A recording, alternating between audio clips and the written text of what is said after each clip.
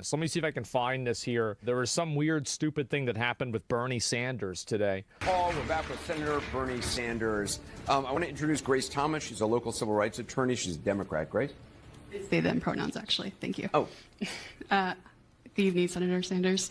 Polling and turnout data.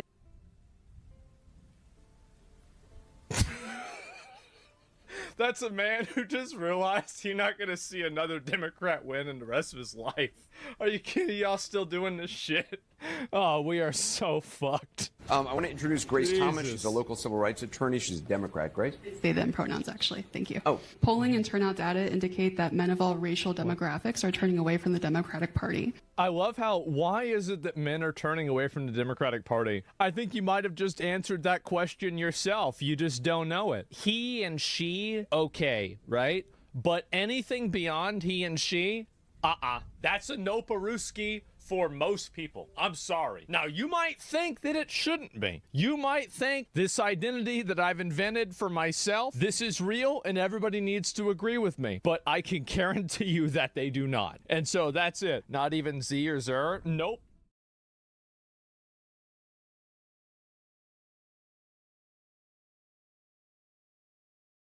Imagine being denied a job in your own country because of your color of your skin, and then they call it a positive discrimination. The UK doesn't have to imagine. So the Council of Karens, this is another one of their greatest hits.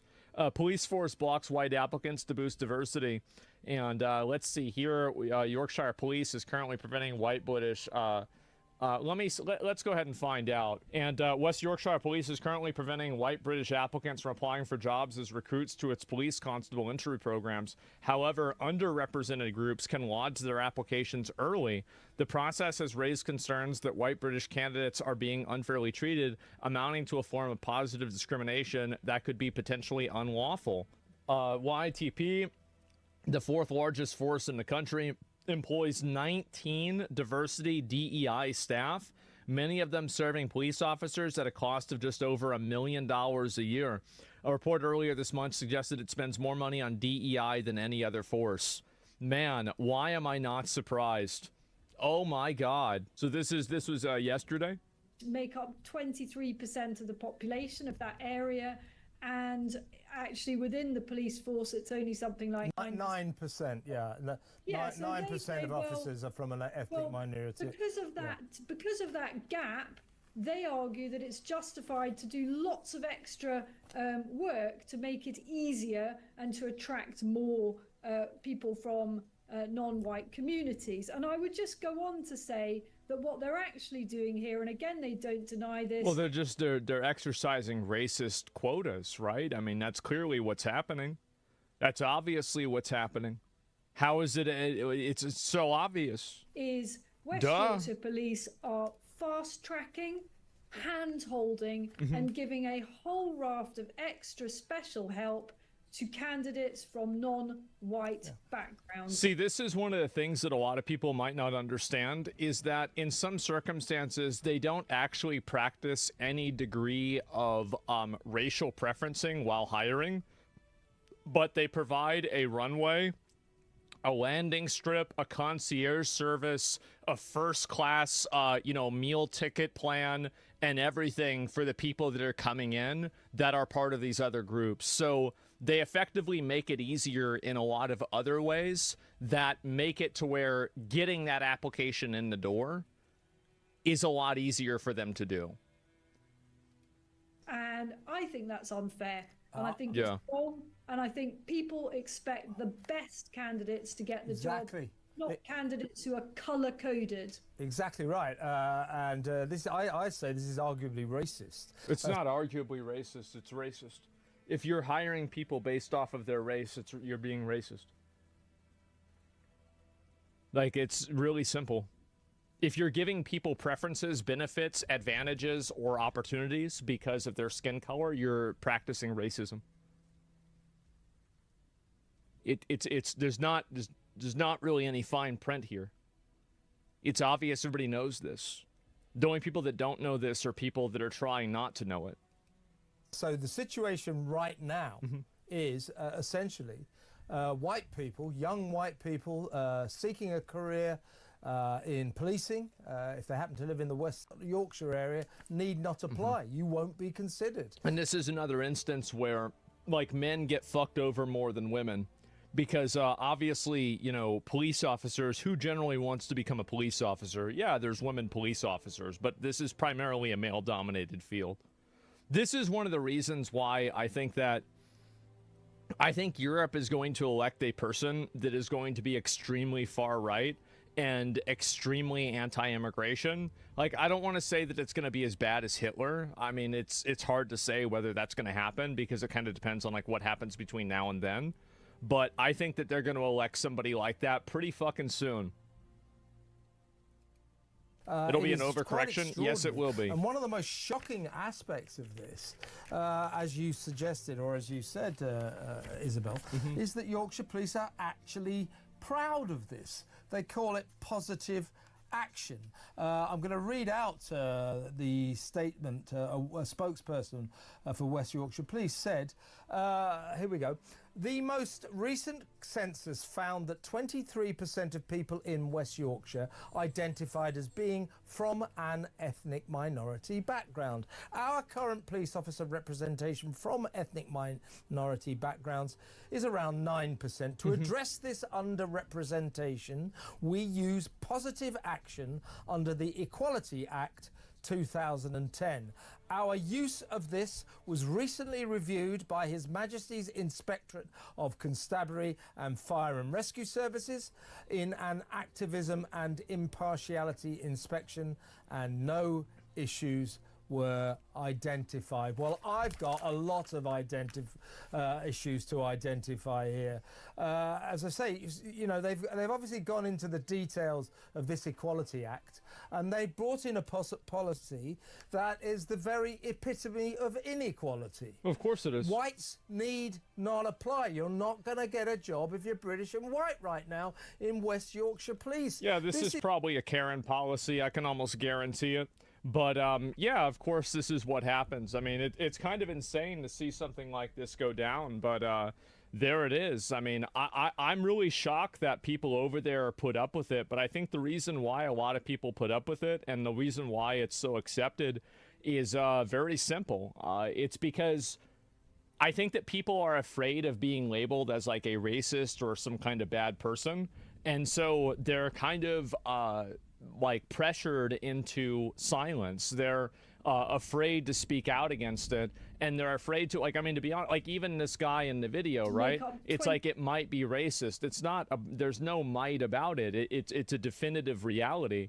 And so even then, people are talking around it, and they're not addressing it directly. And I'm telling you guys, what's going to happen with this is that it's going to radicalize and alienate enough young people, and this is especially true with young men. It's going to radicalize and alienate enough young men, and they're going to eventually elect somebody that is going to be so draconian and overcorrect so much that it's not going to be a good thing. But to them, it will be. Like, I'll give you a really good example. So the idea of us sending a bunch of people to El Salvador to put them in, like, super jail for the rest of their lives, this isn't really a great thing to do. But the reason why Americans are okay with it in a general sense is because they've been pushed to a point where they feel like that's the only option that they have. People have been up to their fucking, you know, basically just out of their fucking minds dealing with illegal immigration. They have been out of their minds dealing with being called racist for not wanting illegal immigration. And they're just fucking tired of it. And so they say, not only are we okay with getting rid of all of them, but we're going to send them to a maximum security jail on the other side of the fucking world without really even due process, and rip bozo too bad. And I guarantee you the UK is going to do the same thing. That's exactly what it's going to be, because you can't disenfranchise people like this. You can't systematically, you know, disadvantage them and then expect them not to lash out. And I think that's exactly what's going to happen. And the other side of the world, well, I mean, it's at the bottom, right? I mean, fuck. But whatever you want to call it, that's it. And making everything extremely tedious and boring for no reason and entertainment. Yeah, exactly. Who cares about murderers, drug dealers, rapists, and gang members? I don't. Well, my point is that, I mean, I think that really some of those people, like, this is what I think a lot of Americans think. And I think it's what the majority of Americans think, actually. at least the voting majority, is that even if some illegal immigrants get sent to El Salvador accidentally and they were not a murderer or a rapist, too bad. That's it. And they might not say that, but that's the truth. They don't really give a shit. And so anyway, womp womp, I don't care. Yeah, exactly. Skill issues shouldn't have been here to begin with, right? And so how did we get to this point? Well, we got to this point because every single honest conversation in good faith about legal immigration and illegal immigration was shut down by accusations of racism. So when you shut down people's ability to have any opinion, and here's an interesting way to look at it, is that when you call somebody racist for even daring to have an opinion that's on the spectrum, what if one day they decide to say, fuck it, I guess I'm just going to be racist? And I think that's what's happened with a lot of these people. And I think it's going to continue getting worse and continue getting more extreme. Yeah, that's how you know, exactly. When words stop, action starts. Yes, and these people have totally shut down any sort of a reasonable conversation about this. They've completely maligned anybody who has had any trepidation about this as being some form of bad person. And they have engaged in character assassination towards those people in a way that average people are afraid of. To be honest with you, people are afraid of being labeled these things because they could get ostracized by their friends, they could be fired from their job, they could lose potential employment opportunities in the future. And there are all of these things that these labels and this type of stuff, like I'll give you an example. Think about all of the bad stuff that people say about me. People say I'm a genocide supporter. They say I'm a Holocaust denier, which is like, that's crazy, right? But they say it, they call me a Nazi. Do you think that this helps me or hurts me? It definitely hurts me. And it definitely is not, it would be better if people didn't say that. And in terms of like, being able to deal with brands and stuff like that, it is absolutely detrimental to say that about people. And so the problem with what those people might not realize is that if you call somebody that for long enough, they're going to eventually not even be willing to come to the table with any reasonability with you, and they're just going to say and do whatever the fuck they want, right? And so when you shut down reasonable conversation, the only conversation that remains is unreasonable conversation. And so that's really what happens. That's why I say it. Yeah, you're fine. I like you. Well, no, of course I'm going to be fine. Of course I'm going to be fine. But think about what would happen to somebody that's not in my position. You see what I'm saying? Like, I'm in a very unique position. I'm very lucky to be in this position. It's because of you guys. Thank you, by the way. But the fact is that many other people don't have that privilege that I have. They can't push back against this. So when they say something and they go, slightly off of the path that they're supposed to be on, they immediately get, slapped down, and they lose opportunities, and they get afraid, and they have to apologize and capitulate. And the problem is that the people that are attacking them are malicious, vicious, malignant losers. And that's really all they are. And I think that to the extent that people are afraid of them is the extent that they exist. And that's why anytime that somebody gets canceled by any of this stuff, and this is why I'm pretty mean to those people and I'm pretty rough with them, is that that's what they do to other people. And I will continue doing this as long as I can. And I will do my best to eradicate this type of thinking and this type of behavior as much as possible. And I find them to be awful. And I'll do that as much as I can. High five. Yes, exactly. And yeah, that's why I watch you. Yeah. And I think that the best way to eradicate these people, by the way, is to approach them in their own spaces and shut them down, be as aggressive and hostile as possible, and show them that they're not the majority. And these people work on the operation of consensus. They and a lot of people that support them work on the operation of consensus. And so as soon as you can show that there's not a consensus, then you can break their entire worldview. Because the entire worldview that they have is based around carefully censoring anybody in order to create a manufactured consensus that makes anybody who disagree with them feel like they're in the vast minority. But I think that as you saw with Trump getting elected again, as you're seeing with a lot of other parties, like even the AfD in Germany, like the polling now, it shows the AfD is like the #1 party, or at least it's tied with #1. people are just tired of that. There's so much diminishing returns, and that's what it's been. They're bullied. Oh my God, this is insanity. It is, and that's the reason why you have to push back against it. That's the exact reason. And so anyway, that's really what I think that a lot of people need to pick up on. Bad ideas must be criticized. Yeah, I think so. And HR Karens and corporate woke nonsense. Yeah, you have to speak out against it and attack it directly. And but won't that aggressive approach have its own consequences just from the left being overly aggressive? The pendulum will just keep swinging. Yeah, it will, but it's better for you to be in charge of the weapons than for them. And I think that in a lot of cases that it's better for you to it's better for you to control the ability to do that than for them to control the ability to do that. And I think that to the extent that you shirk that responsibility and that accountability, then other people like that will take on to it. Who's them? I think people on social media that try to get you canceled, get you banned, get you in trouble, and try to like bully you for having an opinion that's not of their political opinion, and then that come up with labels for you and lie about you in order to get you in trouble. And so that's it. And so yeah, Karens, basically, yeah, cancel Karens. Like that's what I'm talking about. It's pretty clear. But yeah. Everything people said about you was a lie once I started watching. Well, I think that the important thing, it's not that it's a lie, it's that you have to show that those people are liars, number one, and number two, that they're not the majority. And I think that you do that by a relentless approach to just immediately calling it out and shutting it down as much as possible. And that's what I try to do nowadays. And I see it constantly, and I wish that more people would do the same thing. But I think that the more that I do it, the more that other people will start doing it as well. So we were at 400% yesterday. Now we're at 1,000. China is now willing to negotiate. The yuan has fallen to the lowest level in 18 years.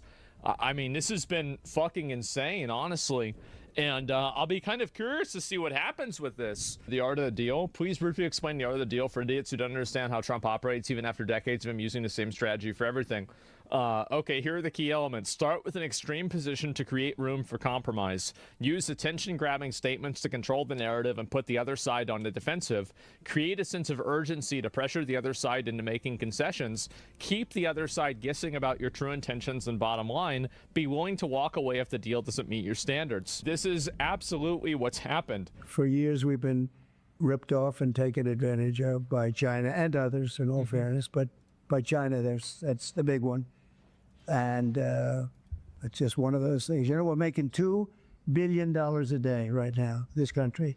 $2 billion a day with tariffs. And they were making $2 billion a day. We'll be making more. Now, when you see what happened today, I don't know if it's still there. You know, this is, I looked an hour ago, but we're up like close to 3,000 points. Nobody's ever seen a day like that. I think that's a record, isn't it, fellas? Yeah, fairly. Is that a record?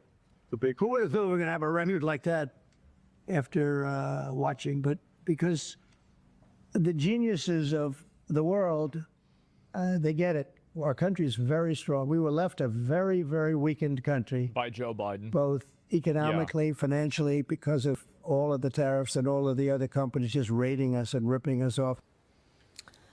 And that's President Trump yesterday after issuing that 90-day pause on reciprocal tariffs for some countries while keeping the 10% baseline tariff in place, while also raising the tariff on China to 125% effective immediately. The president said that was because of a lack of respect that Beijing has shown the world markets with its retaliation against the U.S. The president also told reporters he's still open to meeting with Xi Jinping. No, of course he's going to talk to him. I mean, this is just something that's going to happen. Yeah, of course. No, sure I would. He's a friend of mine. I like him. President Xi, I like him. I respect him. But they haven't treated our country right. Sure, I'd meet with him. On the other countries, we have Japan is here, and South Korea is here, and others are here. And we're trying to see him. It's from what I hear, it's much more than 75. I said 75 plus. So many. It's everybody wants to make a deal, actually. And, you know, we want to do what's right for our country. We also want to do what's right for the world. The world is important. I mean, you know, it's the world, right? And I think we're going to make a lot of people very happy. And I think investing in the United States of America will be the greatest investment that anybody's ever made. That's pretty important. The president keeping allies close with this new tariff plan. Joining me now is Gatestone Institute senior fellow and the author of Plan Red, China's project to destroy America. Gordon Chang back. I wonder what his opinion's going to be. With us. Gordon, great to see you. Yeah. Your reaction to all that has taken place here. I don't know why Xi Jinping doesn't just pick up the phone and call President Trump and try to do a deal rather than back and forth with this retaliation. Yeah. Picking up the phone and calling President Trump would be the economically rational thing to do. China absolutely needs to do that. But Xi Jinping has configured the Chinese political system so that only the most hostile answers are considered to be acceptable, which means he's boxed himself in. He can't do that because if he does that, his Communist Party He's going to look like a bitch. Yeah. Fellow leaders, they're going to criticize him. So right now, China's in a position where it can't do what it absolutely needs to do. And I think they're trying to pressure U.S. markets. When they saw the Politburo and Xi Jinping and his leadership team, when they saw the markets were down 2,000 points, 2 days in a row, trillions of market value lost, they tried to pile on. In fact, there was an issue yesterday in the bond market where rates were spiking. And I was questioning what's going on in the bond market today. Was it a trade gone wrong or is China selling treasuries? And I spoke with the Treasury Secretary about it. I asked Scott Bessent just that. Watch this. There's one of these deleveraging convulsions that's going on right now in the markets, and I think it's in the fixed income market. There's some very large leverage players who are experiencing losses. They're having to deleverage. I believe that there is nothing systemic about this. I think that it is an uncomfortable but normal deleveraging that's going on in the bond market, and I expect that as we see the leverage come down, the risk managers tapping people on the shoulders, telling them to bring their books down, which is what happens every couple of years as leverage builds up, then the market will calm down. Is China jumping treasuries to try to put pressure on this this market? Yeah, I think it works against their purposes if they are dumping treasuries. Let's see where it's at right now. I'm actually kind of curious.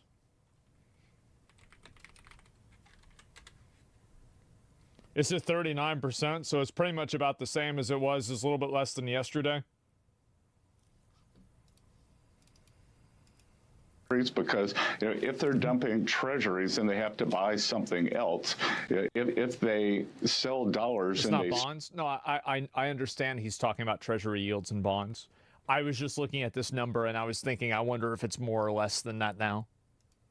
Strengthen their currency, and as I said earlier, they've actually been weakening their currency, which is a loser for everyone. Right. And again, when I hear all these stories, the dollar is no longer going to be the reserve currency. If you end up with the Chinese who are willing to use their currency as a trade tool, that doesn't seem like a very good reserve asset to me.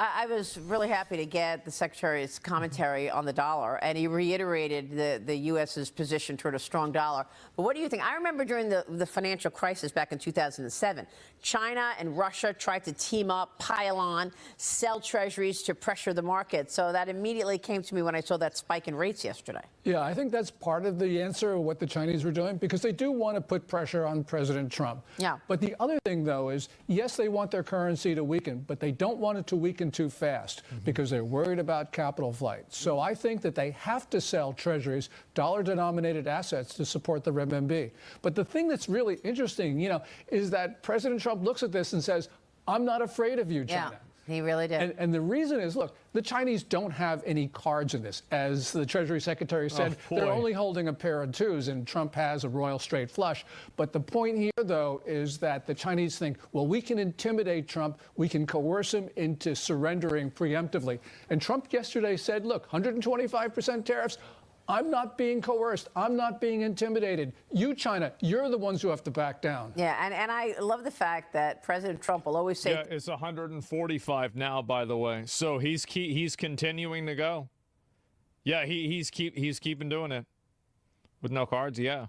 things like, yeah, I want to meet him. He's my friend. We get along great. While at the same time is, putting 125% tariff on the country. He knows his customer in communist China. And the U.S. signed a new security and defense pact to reinforce control over the Panama Canal. Pete Hegseth down at the canal. The defense secretary announced the pact during a joint press conference in Panama City yesterday. Watch this. We also signed. See, this is like another thing. I feel like very clearly Trump has been trying to take tactical moves to, like, weaken China. And he thinks China controls the Panama Canal, and so they're trying to weaken them there, too. With the Minister of Canal Affairs. Wait, it's 154% now? Framework for U.S. military and auxiliary ships to travel through the Panama Canal first and free. First and free.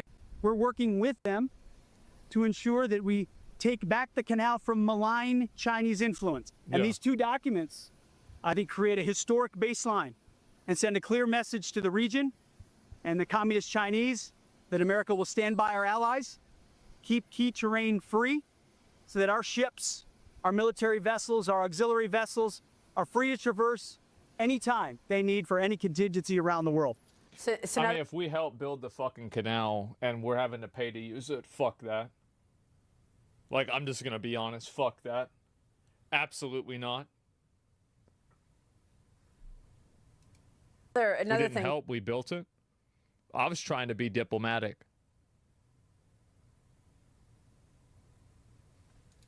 That China is upset about, that the U.S. is taking back the Panama Canal.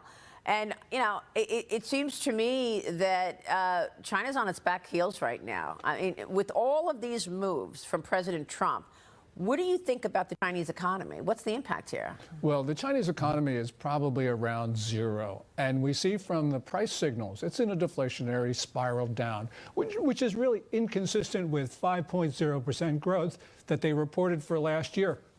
So this is coming at a time where China's having its 2008. In 2008, they didn't want to have a recession, so they overstimulated their economy. They've accumulated all this debt. They don't know what to do with it because this debt is internal, which means if you try to resolve it, local parties are going to get hurt. They don't have the political will to do that. They got their 2008. They got Trump on tariffs. They got deglobalization.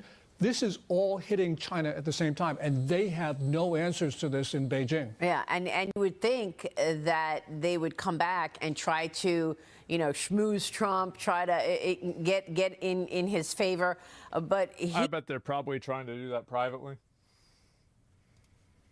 I feel like there's a very high probability they're trying to do that. Because, like, they don't... No way. Why not? Wouldn't you do that if you were them? Yeah, of course. Because the problem is the optics. It's not the outcome, it's the optics. Well, like you skeptics say no way to fucking everything? We would know from a tweet? Yeah, I guess so.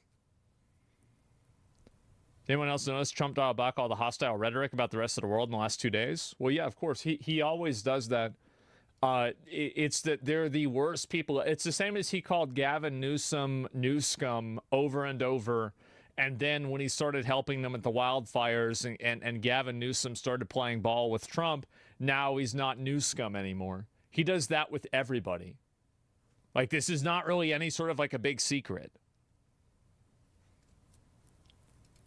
He recognizes that they're in a weakened position, and that 125% tariff's only going to make things worse. We'll see if they blink, and who blinks first. South Korean officials are ready to talk about tariffs going down with the U.S. The country will hold snap elections in June, June 3rd, to choose the successor to former President Yoon Suk-yeol. He was ousted last year after briefly imposing. He had a national level crash out where he just randomly decided to impose martial law. And everybody in South Korea was like, what the fuck are you talking about? Like, you retard, like, get the fuck out of here. And that was about it, like, then he was out of a job and that was it. Yeah, he had his gamer moment. And you got to remember, like, South Korea is pretty close to North Korea. So, like, they hear martial law, they're like, oh, not for me. Imposing martial law in the country, sparking those protests and riots. Gordon, what do you think about this? You've said democracy is at risk in this presidential election, and it could affect trade deals as well. Yeah, the leading candidate for the June 3rd election is a guy named Lee Jae-myung. And Lee Jae-myung is basically a communist, although he can't say that because he's running for president. But the problem is he's very pro-China, very pro-North Korea, anti-U.S., anti-Japan. I see. And so we're in a risk here because South Korea could really go red very quickly. Wow. But the point is, on trade deals, you know, Yi doesn't like the United States, so he doesn't want a trade deal with the U.S. He wants to kick our troops off the peninsula. He called them an occupying force. That's crazy. Yeah. So, you know, right now, things are very much at a point where this is the most important election in South Korea's history, June 3rd. I'll tell you, what a difference this president and this administration is relative to the last one, where, you know, the Oversight Committee was investigating all the money that the Biden family took in from communist China. Yeah, and that certainly affected Biden's decision. Biden certainly acted like he was afraid of China. Yeah. You know, this was really bad, and it was important for President Trump to win, you know, and this is November 5, I think, is going to be looked at as a turning point in American history. This is the golden age. And I wonder... Yeah, we'll see what happens with that. If this whole time it was about China, that President Trump needed to put China in a corner, and he wanted to do so in tariffs, and all of this other drama around it was never the focus. I don't know. I'm beginning to see it that way. Gordon, it's great to see you. I think there's a pretty high probability of that, especially considering the fact that he did the same thing with the Panama Canal. Yeah, I think we're just going to have to wait and see. Hey, Kevin, what's your reaction to this now? It's not 125%. So this might be a surprise, but the tariffs to China have gone up again. Now it's up to 145%. It's 145%, the U.S. tariffs on Chinese goods. Wow. I've been an advocate for raising it to 400% in one move to force Xi to the table, because this narrative with China is not just about tariffs. Since China joined the WTO 400% in 2020, or it's actually 2000, they have not abided by the rules in any single year. There is no way you can figure out or settle a trade dispute with them, although they said they'd agree to do that. They never did. They have been constantly stealing American IP, including many from my companies. We have not been able to litigate there. There is no resolution available to us. They are using our financial markets. I have to compete with Chinese companies that don't abide by GAAP, listing on NASDAQ and the New York Stock Exchange for investors. GAAP, generally accepted accounting principles. So they're cooking the books, basically. Dollars, and I am forced to comply, and they're not. They're allowed to use our legal system to sue me here in the United States. I can't do the same in China. So you can see how that's obviously fucking unfair. They don't have to use the same accounting. They get to steal your shit, and you can't sue them, but they can sue you. I mean, really, like, what the fuck is going on here? Does that sound fair? I think it doesn't. It's obviously not fucking fair. Just one hand. I put up my hand. I was testifying yesterday at the China hearings in Washington, and I said I've had enough. And I expect you, lawmakers, and the administration to finally go to task and settle this once and for all, because I don't care if it's 1,000% tariffs.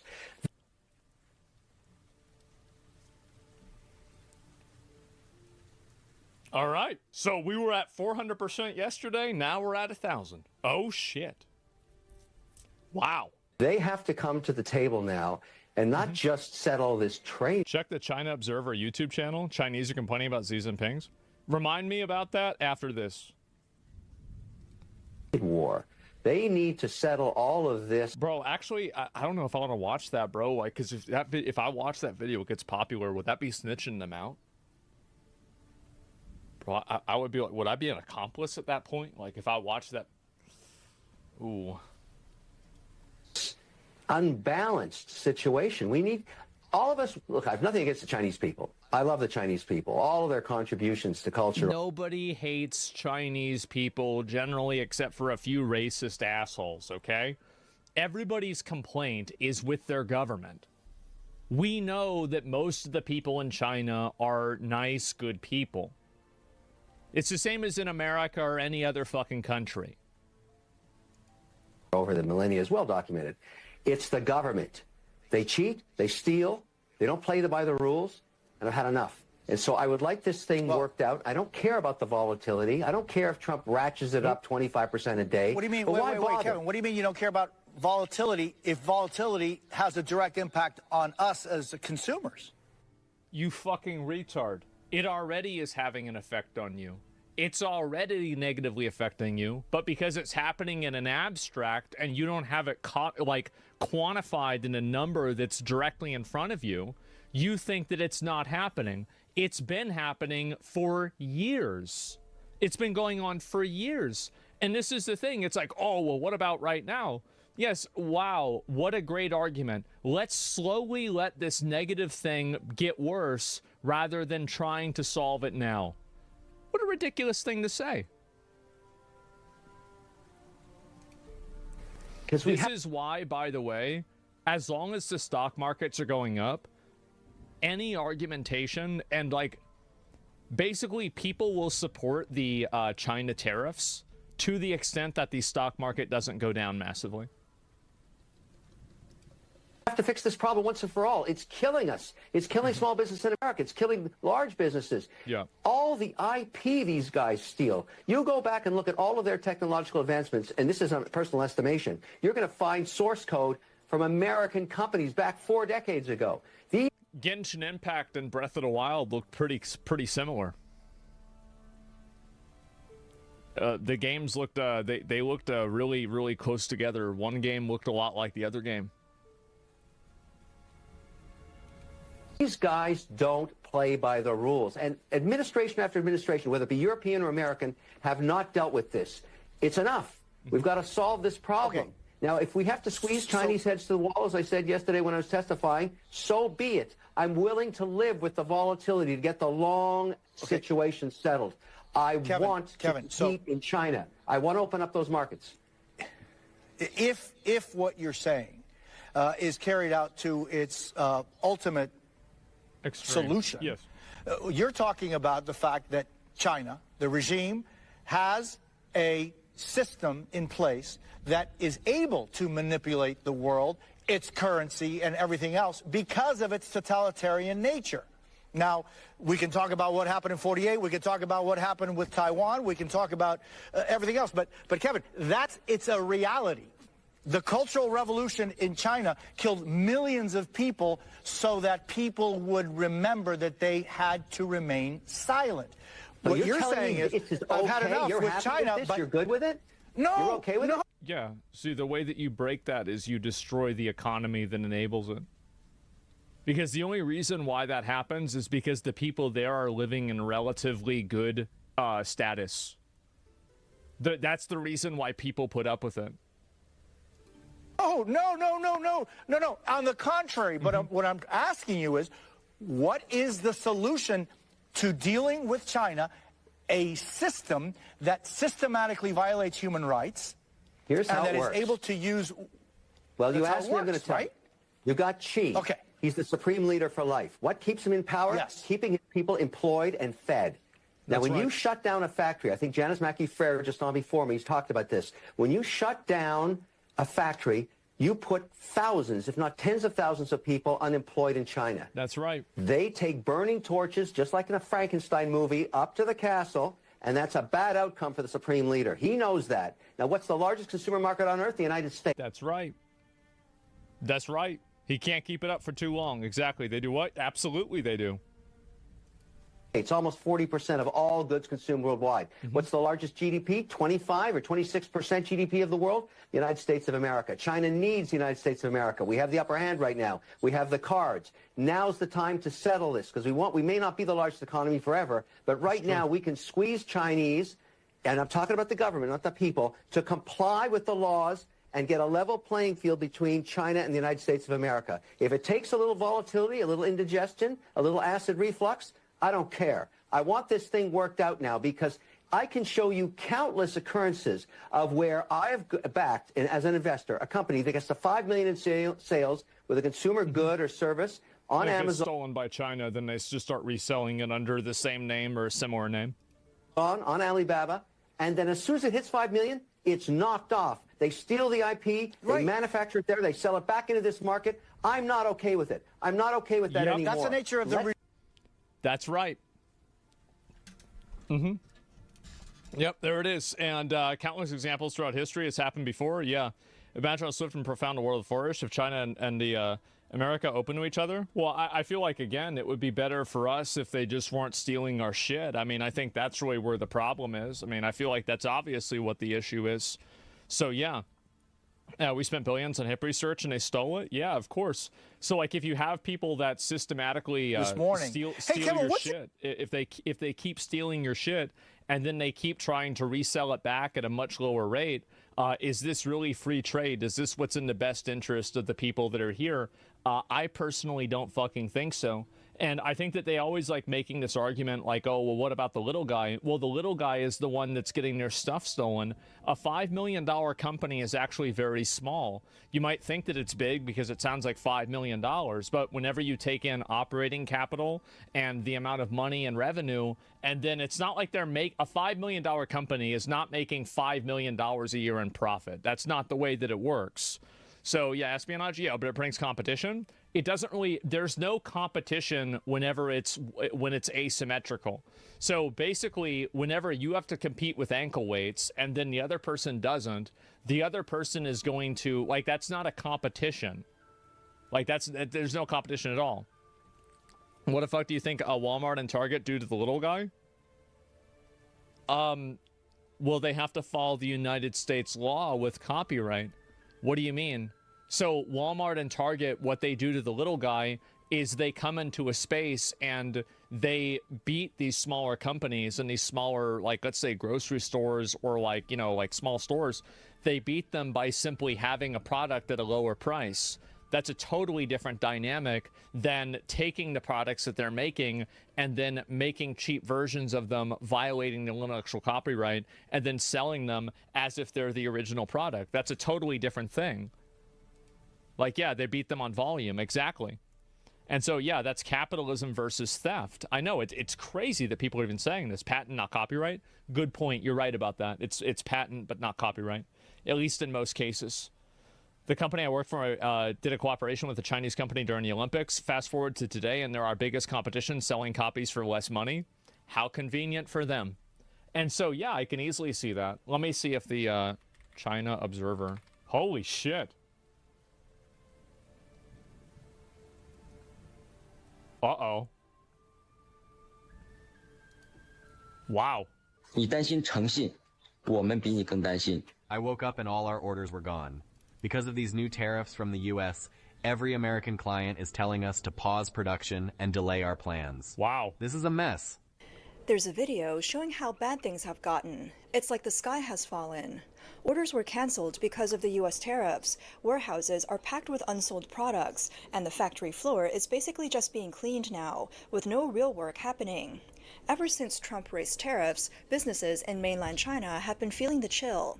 Even though CCP General Secretary Xi Jinping talks tough about retaliating against Trump's tariffs, the truth is the Chinese government doesn't care about how much regular people are losing. And that's exactly true. And I think that once the people there realize that, they're going to be really fucking upset.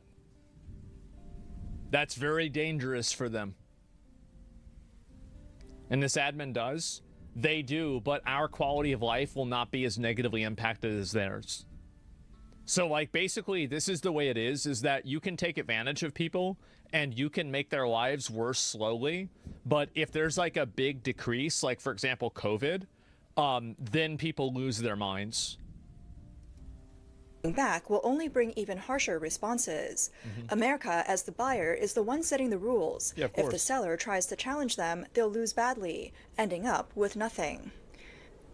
On April 8th, U.S. There he is. President Trump officially signed an executive order to raise tariffs on Chinese goods to 104%. Guys, do you remember back whenever it was only 104%? Those were the days.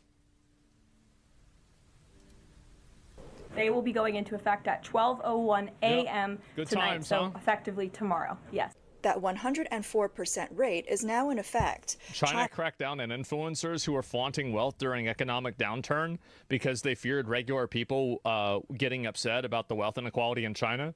Yeah, I think that any sort of a totalitarian state and any sort of an oppressive government is generally a house of cards. And if enough wind blows, the whole thing falls down. And like that's how you have and a lot of these governments, I've seen this happen a lot, is that it seems like nothing is happening, and then it's seemingly overnight everything changes. And I think that's what could theoretically happen. That's guys when I was talking about something I has no idea about. If you want to argue, that's totally fine. But saying that like I'm wrong, I don't know what I'm talking about, everything's fake. You ban our crap all the time. What are you saying? Biggest companies operate in China? Well, they operate in China because they have to. And they also operate in China at a weakness. They're not stealing anything. So if they're not, so let me ask you something. If they're not stealing anything, then why do you have all of these American business owners saying that they're stealing things? Do you think that they're all just collectively lying? And how do you explain why there are video games made in China that seemingly copy video games made in other countries? How do you reconcile that? Like Apple getting their iPhone stolen? Well, yeah, Apple does have to give away any sort of like trade secrets or anything like that in order to do business in China. That's one of the criteria. And on top of that, they have to be partnered with a company that's in China, and every company that's in China needs to have connections to the government. Like which one? Which one? Okay. All right, I'll give you an example. Blizzard went over to China, and they had to have a partner, and that partner was NetEase. The partnership with NetEase went away, and Blizzard could no longer offer their services in China. There's an example. Is that enough, or now do you want another one? So WoW was stolen? Yeah, absolutely. What I'm saying, what are they copying? Oh my God. I just gave you an example. No, it wasn't. There was no Chinese WoW running, bro. What the fuck?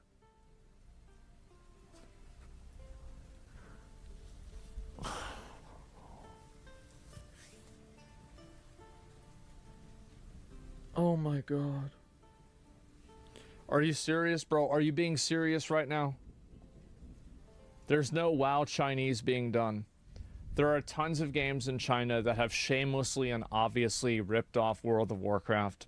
They actively use Warcraft models. They use the NPCs that are shifted maybe 5%, and sometimes not even that.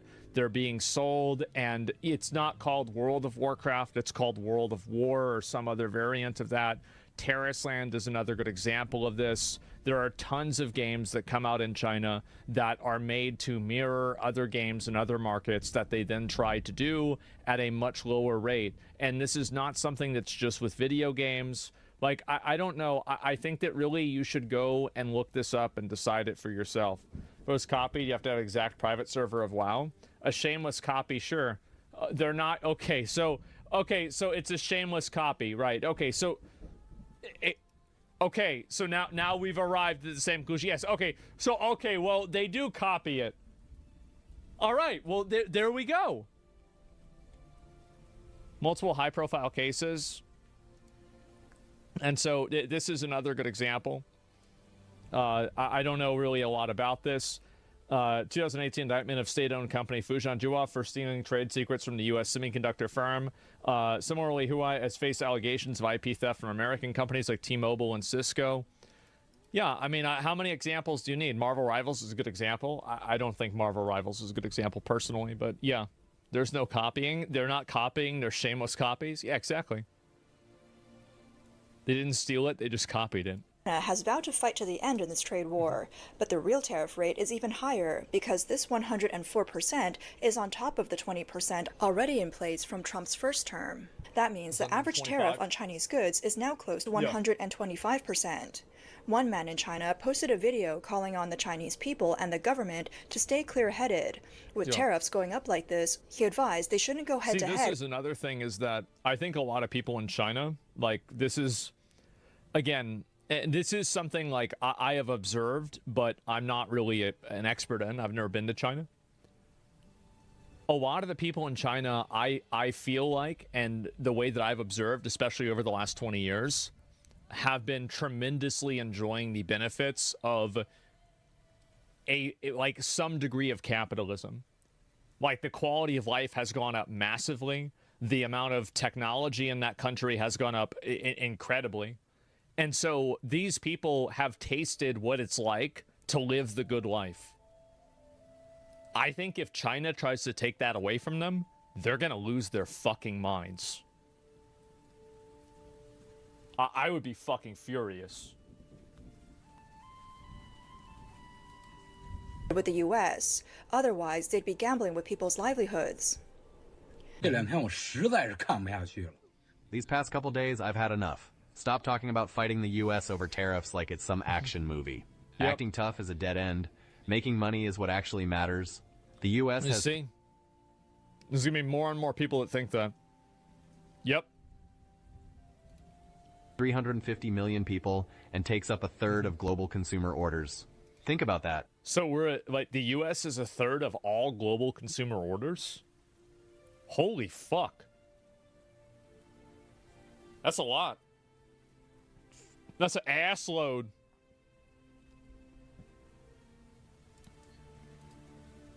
Out of every $3 spent around the world, one comes from the U.S.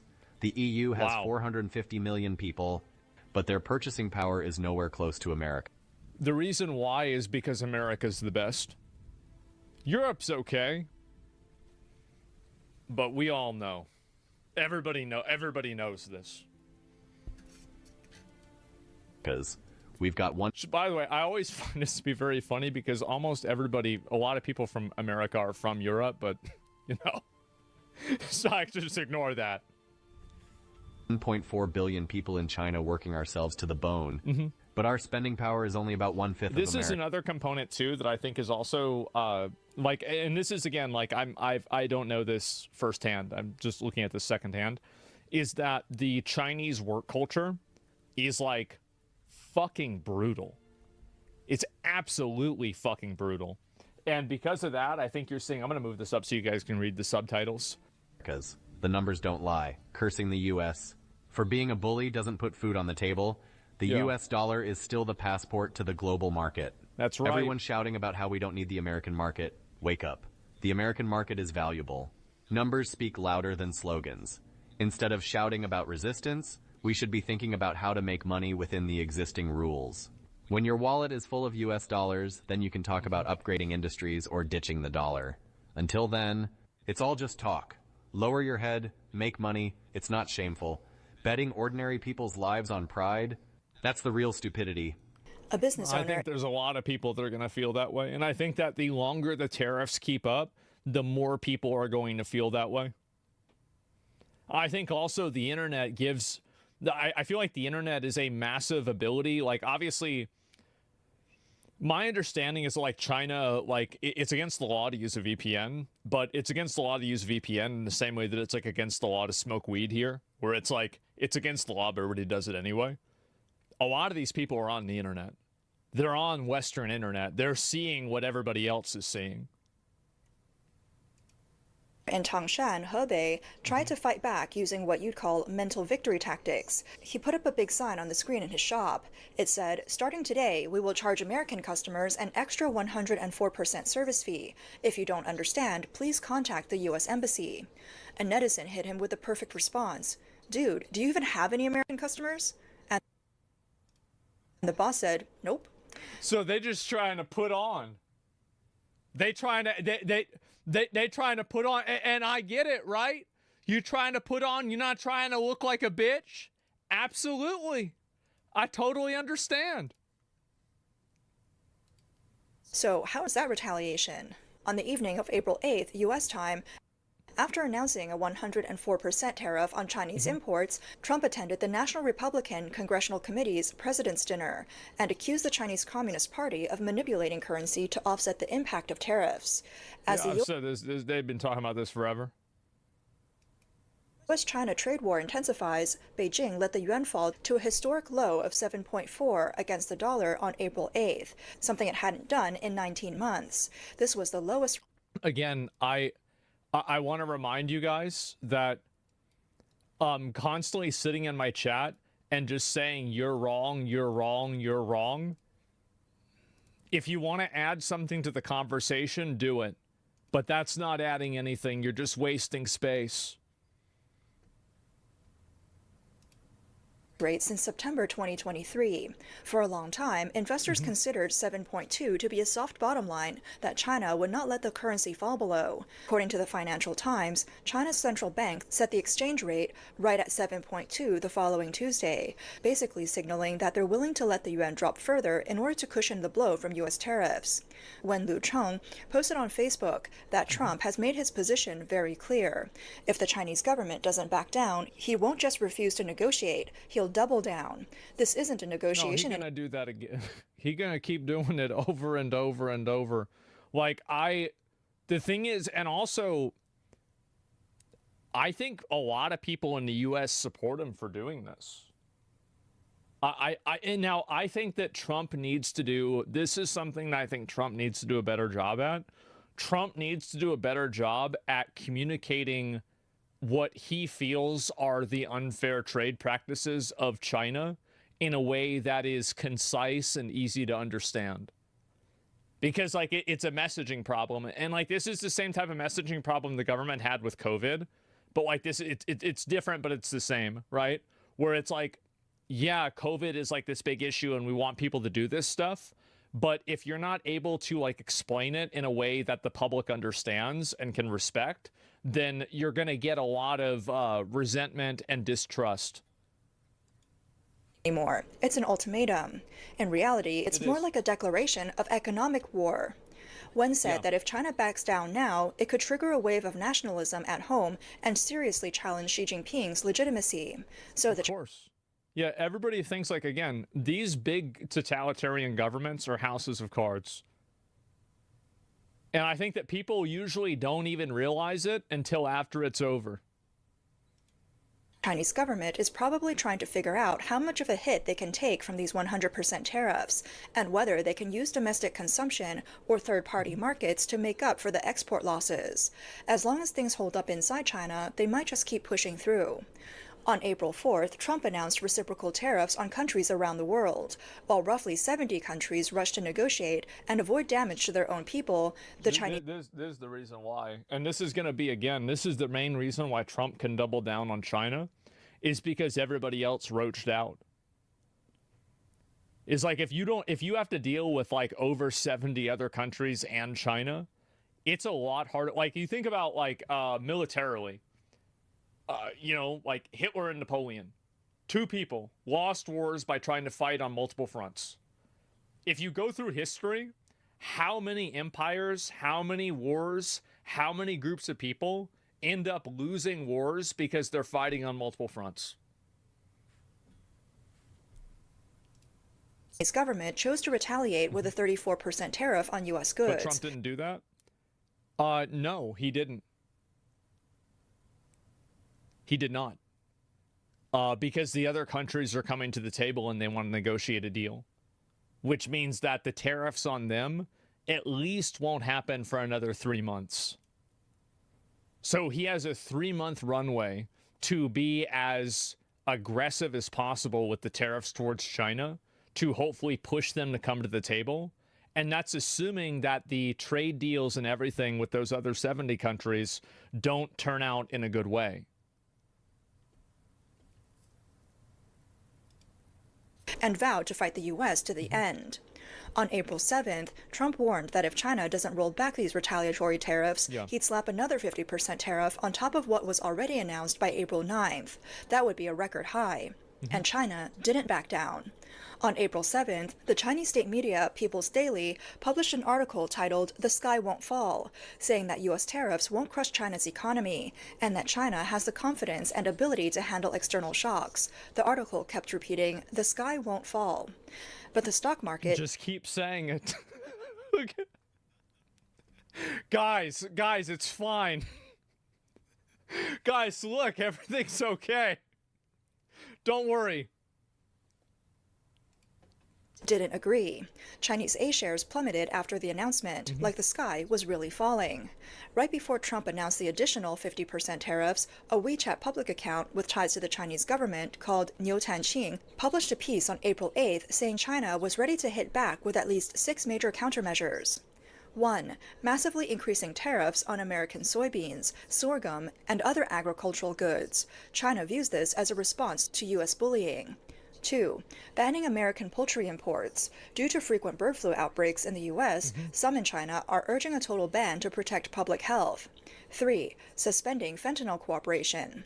The article claimed that the U.S. has ignored China's humanitarian efforts and instead smeared and blamed China. So the foundation for cooperation on fentanyl has been badly damaged.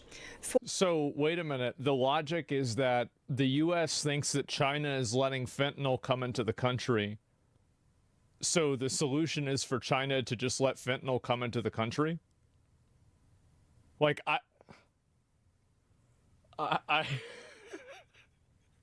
don't know, guys. 4. Countermeasures in service trade. This includes restricting American companies from participating in government procurement and legal consulting in China. Since the U.S. has a big surplus in service exports to China, this would directly hurt U.S. interests. 5. Banning American movies. Sources say China is considering...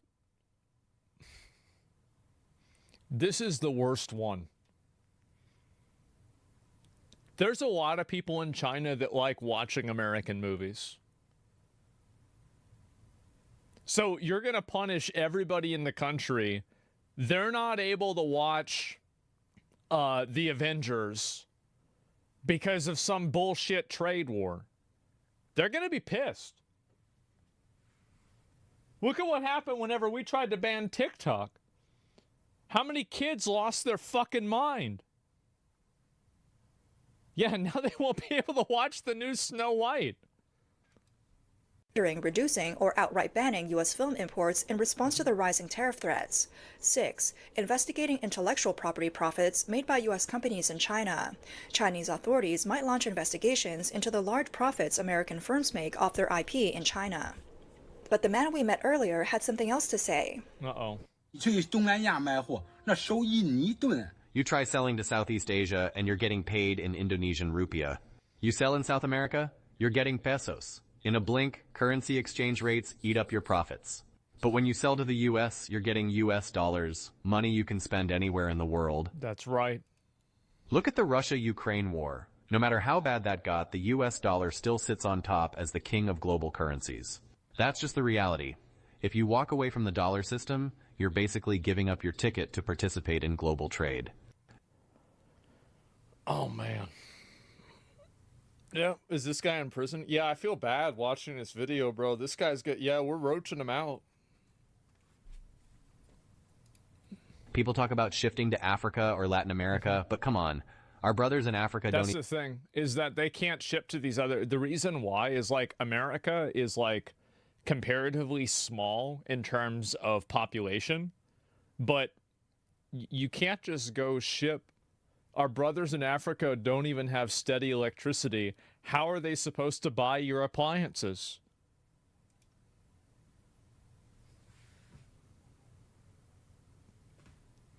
They don't have the fucking money. They can't buy it in the first place. Discord EU's taking a share. And now massive outages? Yeah, I know. I've seen that before. Even have steady electricity. How are they supposed to buy your appliances? Yeah. Only the U.S. has 300 million middle-class consumers ready to pay cash. No games, no credit delays. Even with the sanctions these past couple of years, it's still the cleanest, most straightforward market in the world. Compared to all the places where you have to bribe or beg just to do business, the U.S. is like a commercial paradise. See, that's another thing too, is that, like, I mean, I don't really know about this that much, but I've heard that in a lot of other places in the world, not everything's above the board. And I bet we probably do a little bit of that too. We probably have a little bit of shenanigans going on. But over there, it seems a lot worse. Thing you have to remember, capital is 10,000 times smarter than you. The reality is, if you're cut off from the U.S., the world's main consumption engine, your products won't even have the chance to lose money just for exposure. Relying on Russia or Iran, those countries are barely staying afloat by selling off their own resources. It's... Man. Yeah, they think they're just going to go sell it to fucking Russia. Yeah, exactly. What are they going to buy it with? USA double points? Yeah, this is the thing. We have the leverage. Yeah, of course. Absolutely, we have the leverage. The thing is that if you're in a position to leverage and work in your own best interest, you always should do that. Easy to bash U.S. Hegemony, but hard to face reality. In the global industrial chain, whoever has the buying power is king. The U.S. holds just 5% of the world's population, but drives a third of global consumption. That is absolute market dominance. And also, like, another component there that's like this is like a second order effect of that discrepancy, is that if you only have to market to 5% of the population, but you hit a third of the market, think about how much cheaper marketing and advertising costs are at that rate. It's like basically like you're taking a shot and, like, you know, there's a flock of birds, and if there's one bird, well, it's hard to hit one bird, but if there's 10 birds, maybe you might hit another one. Yeah, just give a hand. Yeah, and again, this is like the second order effects and like how this stuff becomes multiplicatively more expensive. Yeah, 3x multiplier, exactly. April 8th, veteran U.S.-based journalist Wang Fei posted on X, "What's the CCP going to do now? If they drop the tariffs, what happens to their pride? And for the CCP, pride equals the authority of their rule. Lose that, and regime instability follows. But if they..." I don't think people are going to be having a whole lot of pride if they can't afford the shit that they used to have. You talk a lot about pride, but the moment that you can't afford movies, you can't afford games, you can't live the capitalist lifestyle that they've enjoyed, I think that pride goes away. It's pretty fucking fast, too. They have no choice? Yeah.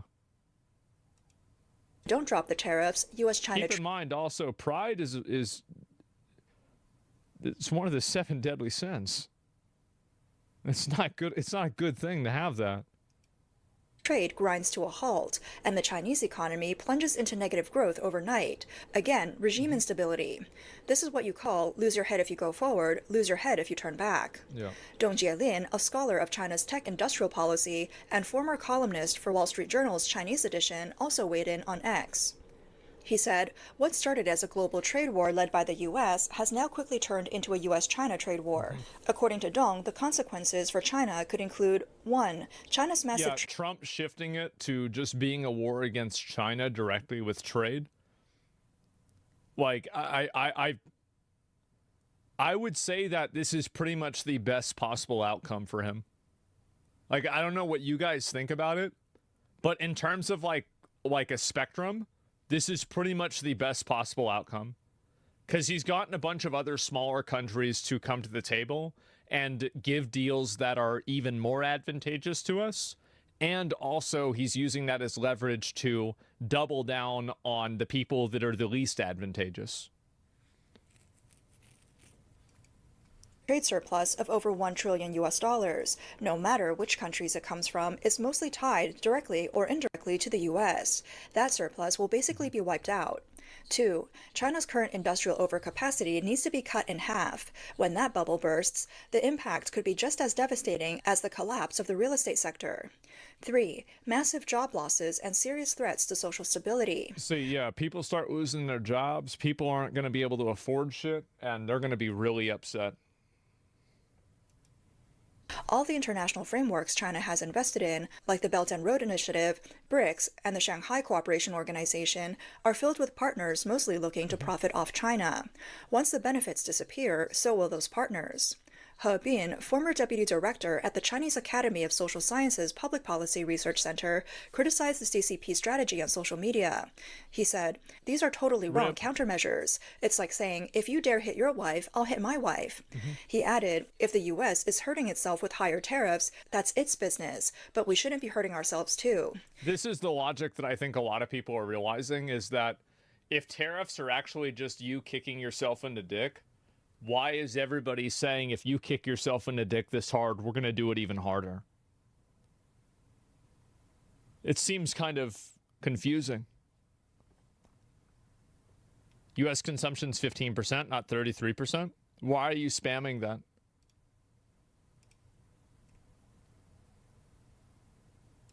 You've spammed too many times. You're perma. Yep. This is perma. Again, like, we have a very, very easy policy here. I feel like it's very, very, very easy to have these conversations, not have issues. But there's some people that don't get it. And if you don't get it, you just get perma.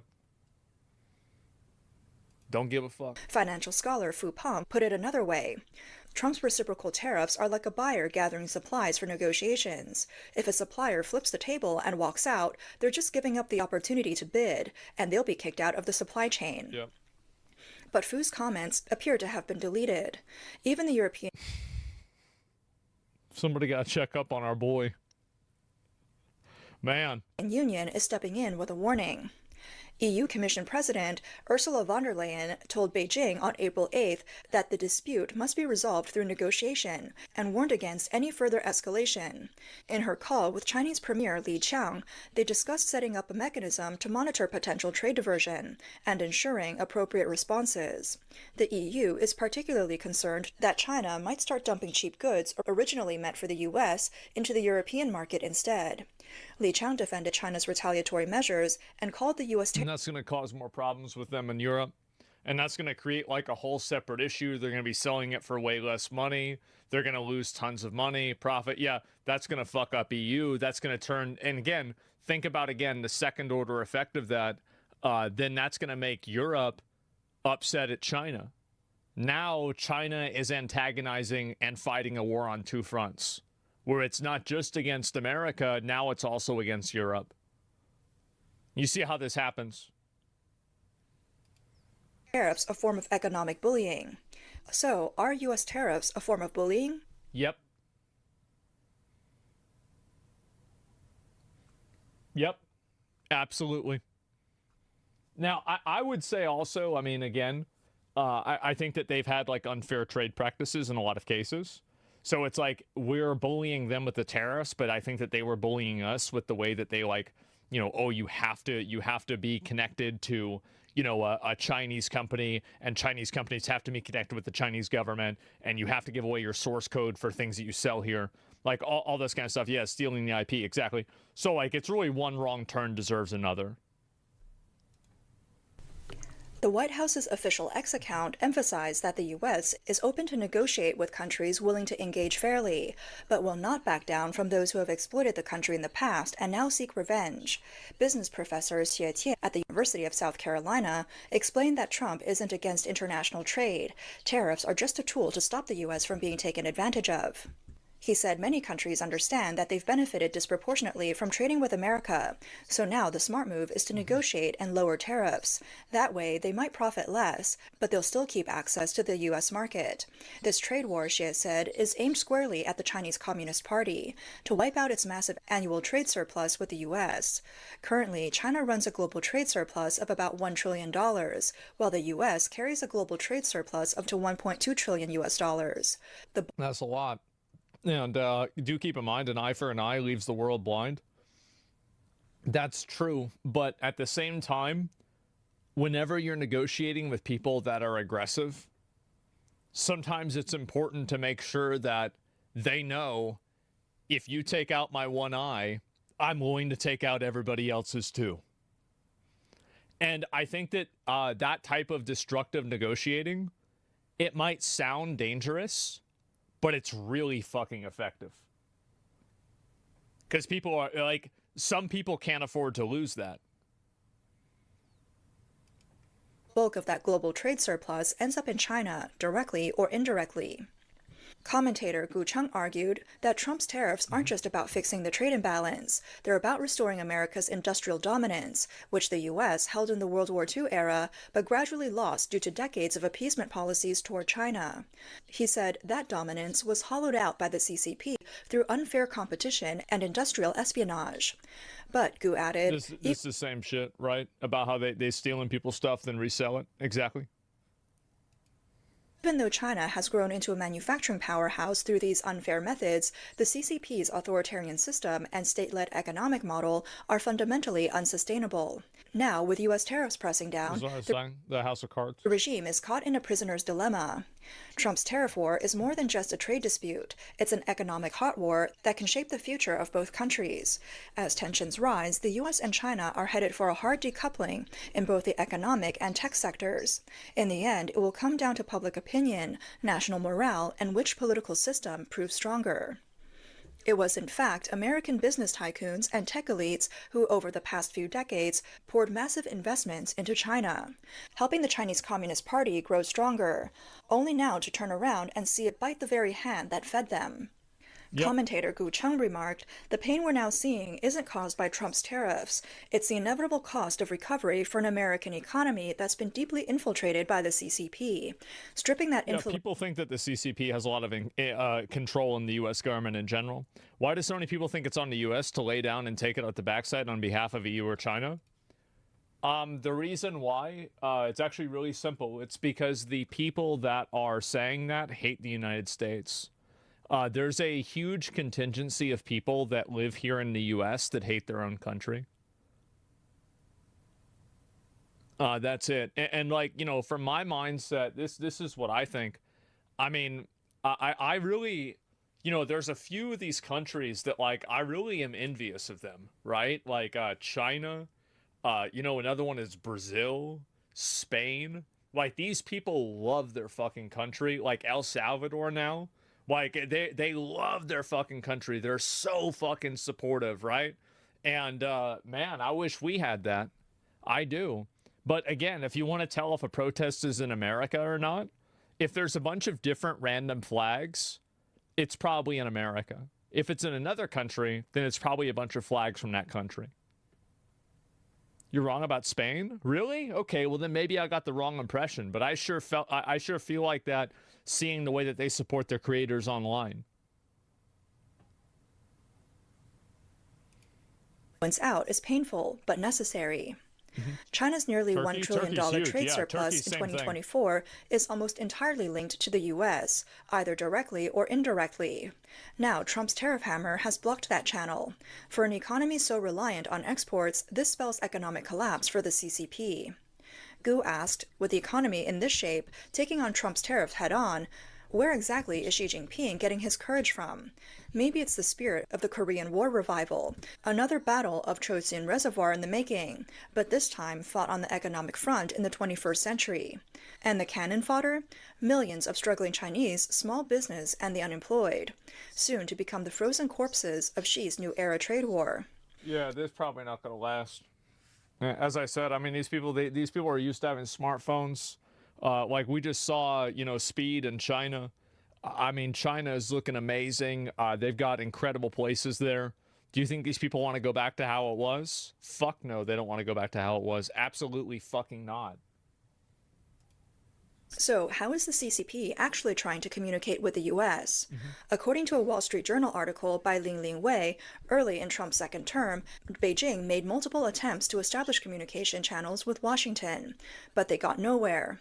Now, with Trump announcing a 34% tariff on Chinese goods, Beijing is reportedly 34? I don't know about that. In shock. Yeah. The door to dialogue has slammed shut, replaced by anger and helplessness. The article notes that Xi Jinping's team, which had once swaggered in talks with the Biden administration, has lost all its confidence.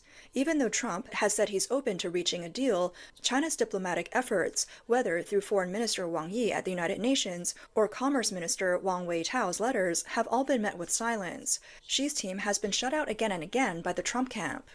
Even Wall Street has stopped acting as the go-between. Chinese ambassador to the U.S., Xie Feng, tried to reach out to Trump advisor Elon Musk, but got nowhere. The back channels that used to work should have played PoE. Have almost entirely dried up. Wei reports that one reason for this breakdown was a preliminary... Can you imagine? I'm just imagining Elon streaming PoE and like one of these guys DMing him, "Hey, it's me from the Chinese embassy. Can you please fucking respond? We're trying to call and contact you, but there's no way to talk to you. Please respond. We're trying to fix the trade deficit." Preliminary phone call in late January between Wang Yi and U.S. Secretary of State Marco Rubio. Yeah. Rubio, a longtime China hawk and one of the officials sanctioned by Beijing, was reportedly told by Wang to watch herself. A source familiar with the situation said, Wang brought that on himself. That's one reason he's now shut out from any meetings. At this point, the window for any form of dialogue between the two countries is rapidly closing. There's not, no, they're gonna figure it out. Like, I think this is really what's gonna happen, is that you're probably gonna have a few more days of brinkmanship, and then maybe a bit of a, like, kind of stalemate, then they'll probably resolve it. That's what I think is probably going to happen. I think China will fold too. And I think that they will, I think Trump will be willing to take a couple of concessions so China can feel like they're not losing face. But ultimately, we will be in a more advantageous position. I feel like that's probably what's going to happen. Because again, like if I was Trump, that's what I would do. And I feel like that's a smart thing to do. China's pride is a big factor, though. I know. And he's going to have to let China get a couple of wins. And it would be better for everybody if they do. It would create a lot of lingering animosity if he doesn't. I think that it would not be surprising if Trump let them have a couple of wins. It's okay. That way you can, lose with a degree of dignity. You can move back. We can resolve things, and things are better for us. They're better for you, and everything's fine. I doubt that. I don't. That's the pragmatic, effective way of doing it. Why? Because it would work, I think. We want to humiliate the CCP. I don't think that you'll need to. Yeah, I don't think the collapse of CCP, Trump will, Trump is going all the way. You think Trump is going to try to collapse the CCP? I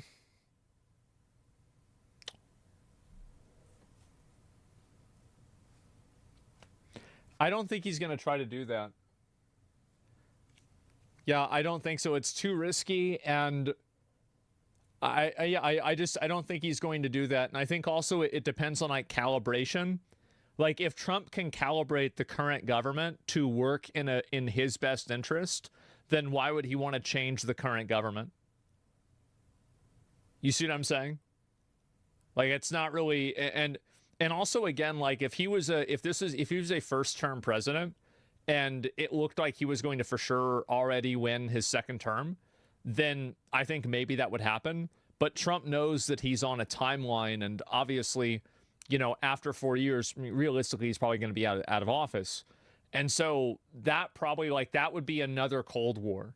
And I don't think that he's going to collapse the CCP overnight. This is something that would probably take 10 years, if not longer. Trump can't collapse the CCP. I think the U.S. could. I think the U.S. could if we treated them the same way that we did with Russia, and if we were able to consolidate trading partners with Europe. Yeah, absolutely, they could negatively affect China. Absolutely. Like Iran? Well, maybe. Yeah, we'll see what happens. You're coolest, bro? Okay. I mean, I just want to say that, by the way, people say that I'm wrong about this. Everything I've said about this so far, I've been right about. So we'll see. We'll see. I don't like trying to prove it to people. I'm just going to say wait and see. Let's just wait and see. And then I get another one of the clips where, As for how this tariff war ends, we'll have to wait and see. But judging from how the CCP now appears like a headless chicken, flailing and unable to respond to Trump's aggressive tactics, and how Trump has warned that he'll terminate all discussions that take place, and Trump's warnings, the writing seems to be on the wall. The CCP is headed toward total defeat. Yeah, I think that, again, there are people who are going to be fucking furious about this. And so, yeah, I didn't realize this is the way that that people over there felt. I mean, obviously, you know, this is going to be like one viewpoint, but yeah, seems a bit much. Well, I don't know. Surely total defeat? I mean, I don't think that you need to have like a complete binary win. It's a propaganda channel. I mean, we'll have to see what happens, right? Yeah, I don't know. And China Observer, News and Analysis, and China often with a critical perspective towards CCP. I think that really, I mean, if you're taking a critical perspective against a totalitarian government, that doesn't mean that you're biased. That means that you're not biased. Like, that's what I think. I mean, I find it to be kind of ironic that, like, it's people like, oh, well, this is, wow, they're being critical towards the CCP. They're biased. Yeah, there it is. And how do you defeat the CCP when it's basically a dictatorship? Any ideas? I think that you don't have to beat people. All you have to do is create a situation where people end up beating themselves. If you create an economic situation that's bad enough for the people that are there, you're going to create unrest and turmoil that will destabilize them, and you won't have to do anything. That's what would happen, obviously. Like, again, like, I think that's what makes sense, right? I mean, like, obviously that's what's going to happen. Let me go back over and I'll look at a few more of these here too, because yeah, it's been pretty crazy with like all this that's happened. And sure, what about North Korea? Well, North Korea is being, I think North Korea is awful, right? I mean, isn't their quality of life terrible? Yeah, I mean, I wouldn't be surprised if, like, I would not be surprised if you had, like, a massive North Korean revolution that happened at any time. Like, I wouldn't be shocked if in, like, a week or a month from now, they just finally revolted. They can't. They can't until it happens. You'd be surprised. It's not realistic? Okay. All right. And they'll revolt copium. So a lot of you guys are thinking about it from the dichotomy of North Korean, like the poor people revolting. I don't think that's what would happen. I think it would be people in the military that would revolt against the other people in the military and the current leadership. That would be like, usually revolutions are not led from the poor people against the rich people. Usually it's led from a group of rich people against another group of rich people. That's almost always what happens. You have to flee South Korea? Yeah, exactly. And so that would be hard? I don't really think so. I swear those revolts get the children taken away and taken out for that. It would have to be military heads. The poor have no influence or power at all. Yeah, I know. China would come and stop it. It depends on what happens, right? Kind of already happened with the amount of military defections. Starving to death is hard too. Yeah, but like, if like the people there don't really have, like, they don't have weapons, they can't really fight back or doing anything like that. Yeah, they do, overwhelming numbers. I agree with you on everything, but they aren't doing that. It's impossible. They don't know an outside world at all. Yeah, but the people that are in the leadership of the military do. And if there's enough talk of fighting back and doing something like that, they could easily, I think that it's very easy to just simply bomb an area, right? I mean, if they just go and they shoot somebody or a couple of people, then that basically is it. Especially if they shoot the main guy. Like, everybody thinks this is impossible to happen. It could absolutely happen. Like, really, like, it could absolutely fucking happen. And it's crazy to think that it can't. You doubt it? Yeah, it's unlikely. But I'm saying that, like, yeah, how did people revolt before the internet, of course? Yeah, of course. And all military people are picked by Z and constantly purged, like, monthly for the past 100 years. They have been. Well, I think then that kind of, like, that strengthens my argument again about them saying, like, if North Korea The only reason why North Korea is able to exist in the state that it is because it's being propped up by a larger company or country like China. Then if China doesn't have that opportunity, then wouldn't they be in a very bad position because they don't have the advantage that North Korea does in the same way? So yeah, no, I don't think that really makes the same sense. More drama from T-Well. Well, it's not really drama.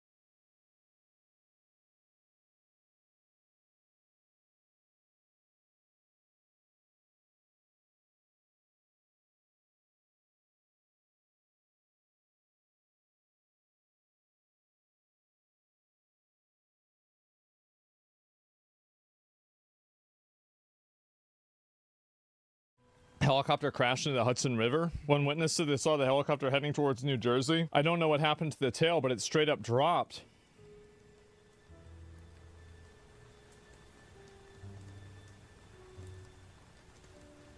Holy fuck.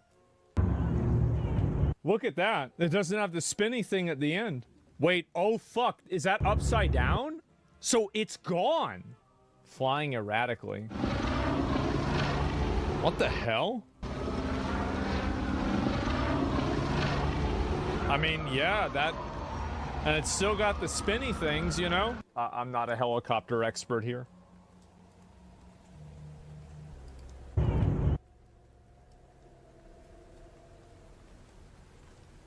Yeah, look at the... Is that the tail?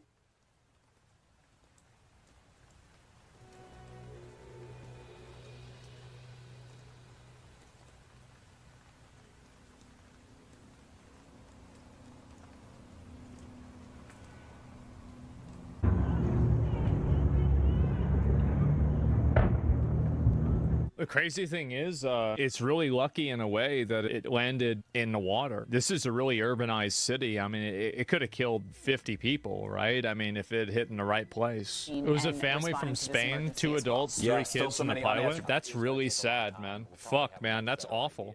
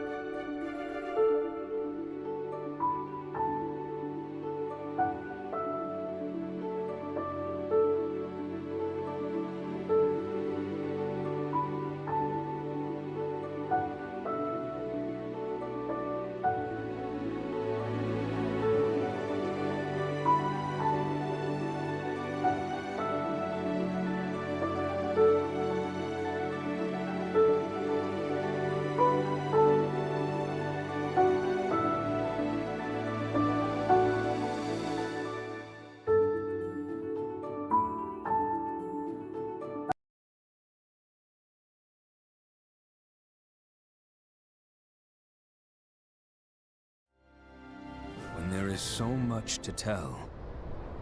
Where should I even start? With all that we saw, what we heard, what we felt, this planet of ours, destiny, our part in it. Best to start at the beginning, perhaps. Midgar, the city of Mako, ruled by the Shinra Electric Power Company, who drained the planet of its very essence, the life stream, and processed it for industry as Mako. Our world was dying, and so few could hear her cries for mercy.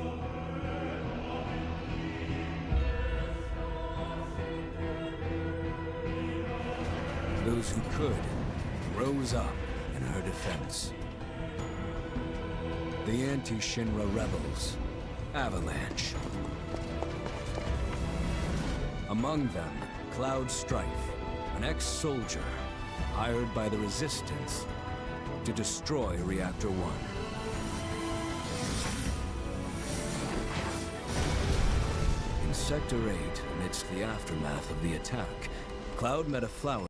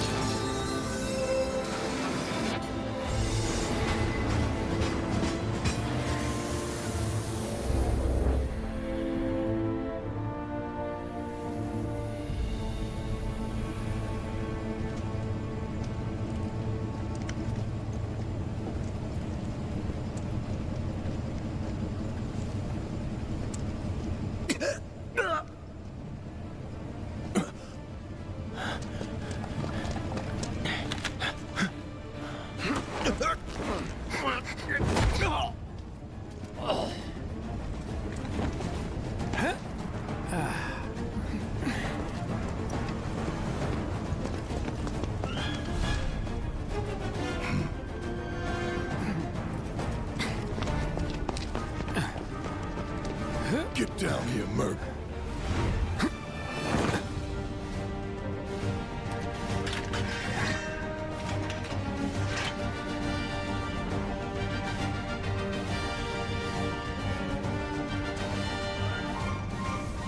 Halt! Who goes there? You're up. You're coming with us. I don't think so. It's not bad.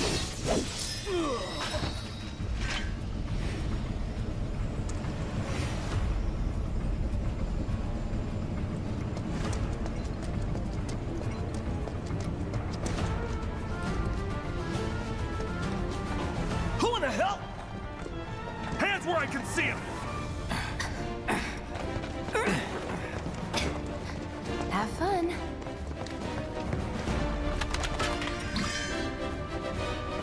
Freeze! Move and we shoot! Go ahead.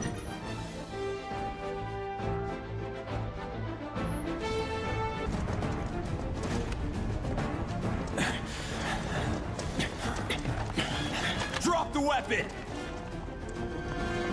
You got this. Yeah, what'd he say? You're coming with us. Can't get surrounded.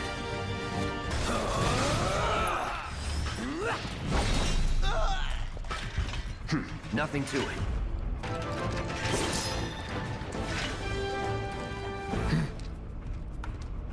So what's Soldier Boy's deal? Is he one of us now? He's got balls, this, what was his name again? Cloud Strife. Right. And he isn't a soldier anymore. Still, he's a professional, unlike the rest of us. I'm glad to have him. This is a one-time gig. When it's done, we're done.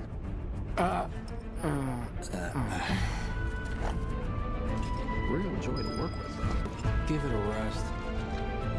Wow, they've almost got the door.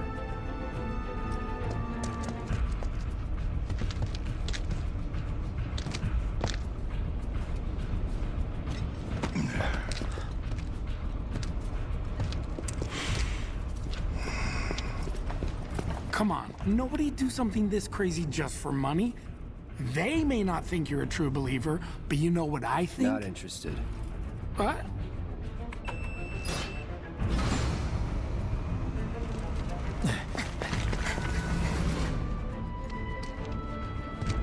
Wedge.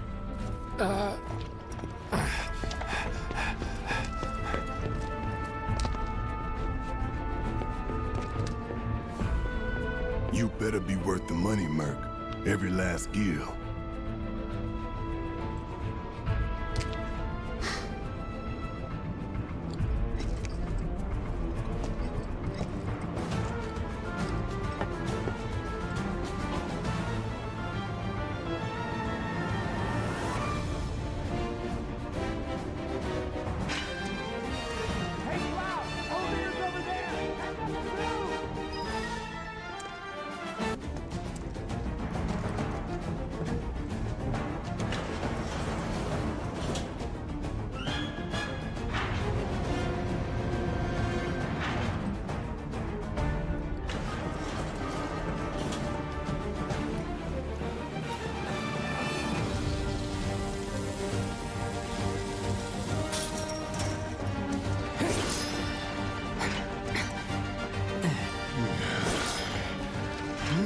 This way. What? Huh. Not so fast. We've got company.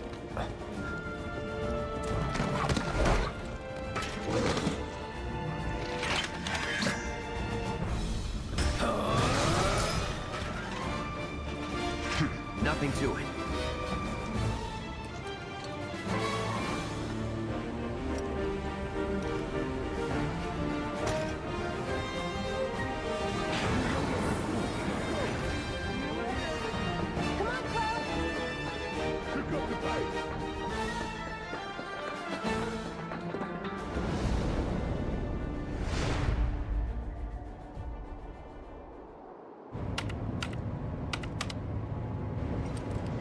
Soldiers may attack on command, but I hear they make good guard dogs too. Bet you've seen a few reactors. So how do we get to the bridge above Mako storage? Ain't holding out on me, are you? Stamp scared to bite the hand that fed him? Or is he a loyal little doggy? Have it your way, Mutt. We can do this with you, or we can do this without you. Different reactor, different layout. Depends when it was built. Never seen one like this, but I'll manage.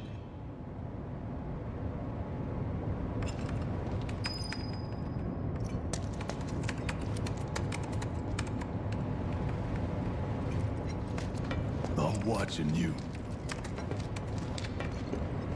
I'm watching you. Don't you worry. Biggs will have the door open soon. Don't you worry. Biggs will have the door open soon. In 3, 2... Damn, I'm good. Who's there? Door! Well, wait! It's over! That's my line.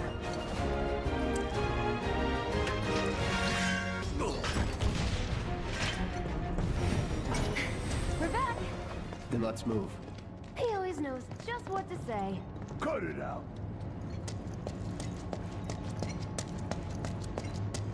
I got this place covered. Simmer down, hotshot. It's a good thing I know someone who can get us the passcodes. Pity no one else at command will talk to us, but what can you do? And we're good. Careful in there. Well, what are you waiting for? Security is only gonna get tighter, so be ready. We can't afford any more mistakes. Looks like the elevator's on another floor. Mind pushing that button?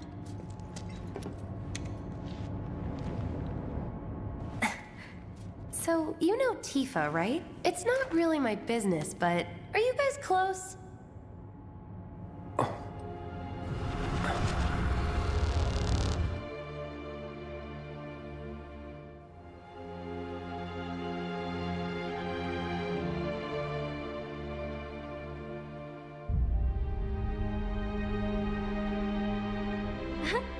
Cloud!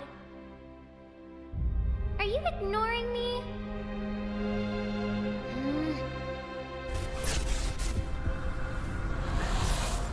Tifa and I...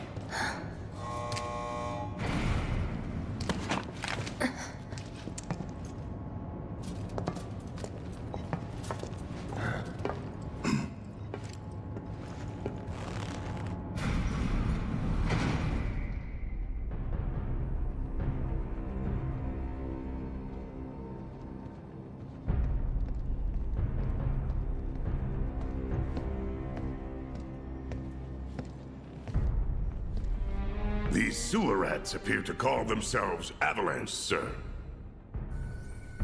We are currently investigating whether they belong to the same group that made the attempt on your life. Rest assured, our inquiries will not take much longer. This pump's sole purpose is to drain the planet dry. While you sleep, while you eat, while you shit, it's here sucking up Mako.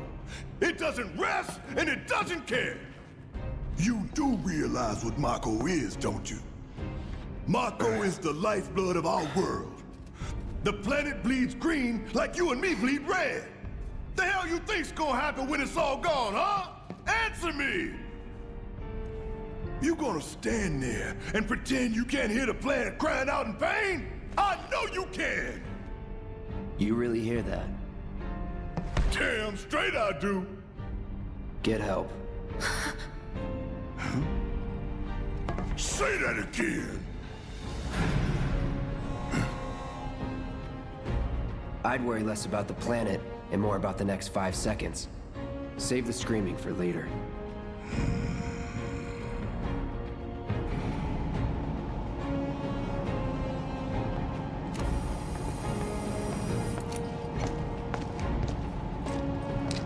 Our lives are on the line now.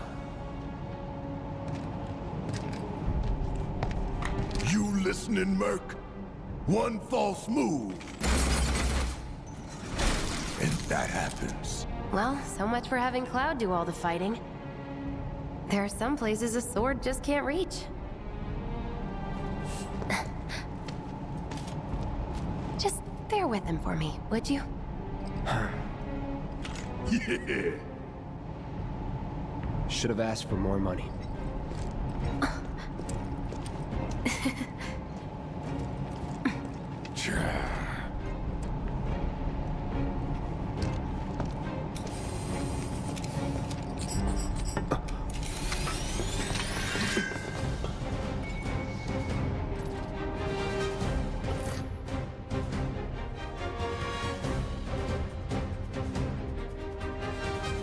Gonna throw your sword at him? Let the man with the gun go to work. Here it comes. Get your ass out of here. All done.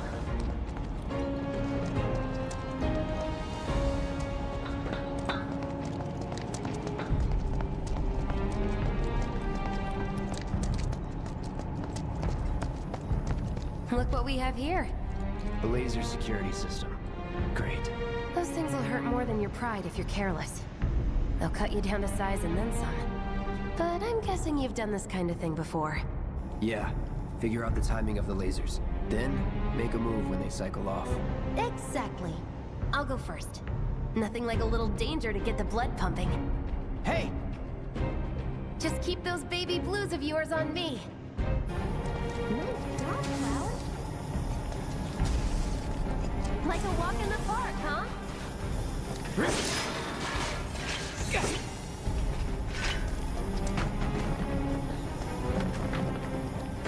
Not a scratch. Now, on to the assembly.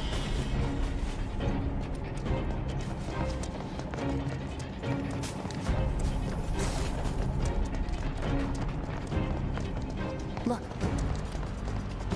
They don't call those things sweepers for nothing. They can wipe out a whole squad in seconds.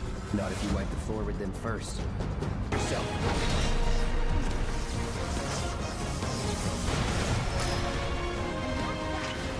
What are you, 20-something? First. Huh? Soldier first class. Doesn't go into the 20s. What the hell you talking about? I mean your age, not your goddamn rank. Though for all I know, a soldier's rank could be the same as his age. Guess that make you a 1-year-old, huh? Live and learn.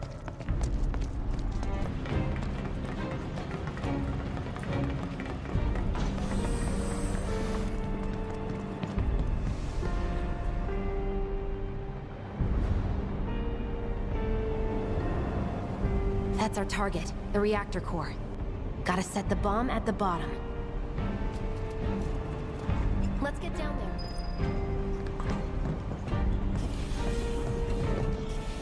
God damn. I can practically taste it. Hurry it up. Oh, it's down like a jackhammer. Scared, huh? More like excited. I've been dreaming about this for years. Heads up, boys. The end's in sight. I leave the rest in your capable hands. Good luck. Aw, you're choosing me over the reactor? That's sweet, but I'll wait my turn. Go blow her mind. Go on, shoo! Not that way. Down the ladder, dummy.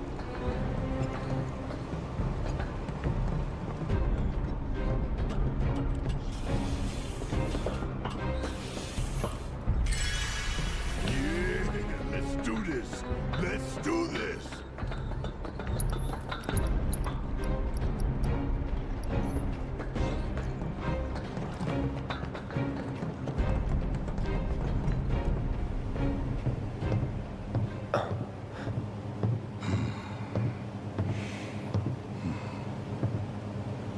All right, let's see if Little Stamp really can bite the hand that feeds. Go on, do the honors. Prove to me you're the man Tifa says you are. That you're one of us. Never said I was. I'm just here for the paycheck. Then do the damn job!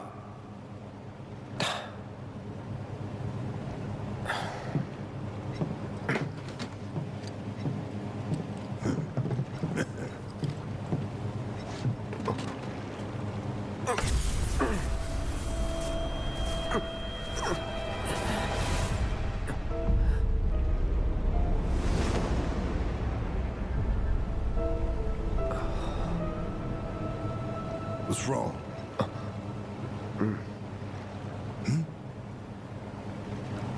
I'm fine. What about the timer? Your call, Merc.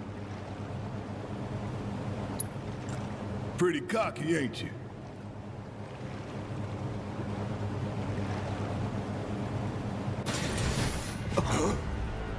You double-crossing!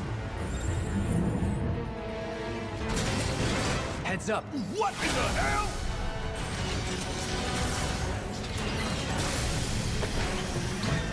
Hey, how the hell do we fight this thing? It's got reinforced armor plating, but the internals can be overloaded. Lightning magic. Huh. No other option, huh? Gonna make your eyeballs pop!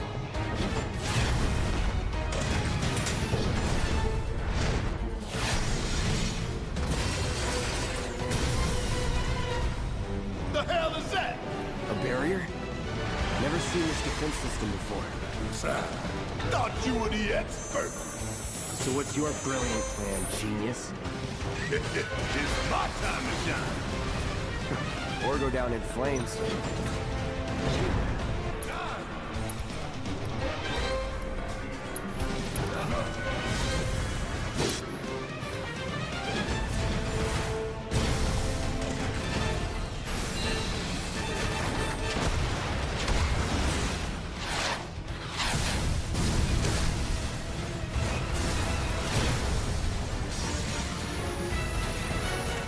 Watch the tail.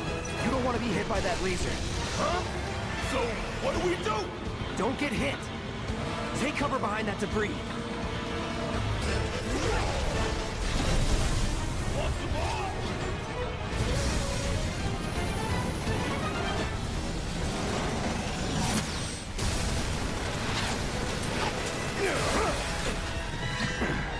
Oh, hell! What's it doing now? An auto repair unit. Damn it. We gotta take it out quick or we're screwed. Oh, I am way ahead of you, Bert. When I get my chance, I'm gonna blow this bastard the hell up. And that's a promise. Suck on this. Coming at you hard and fast.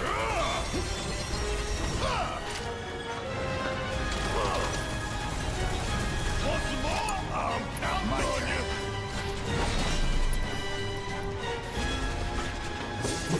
Don't let up.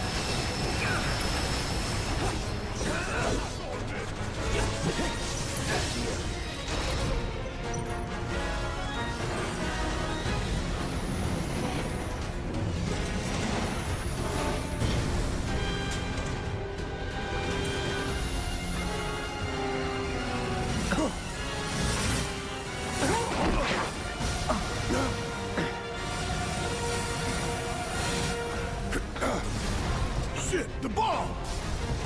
20 minutes until detonation.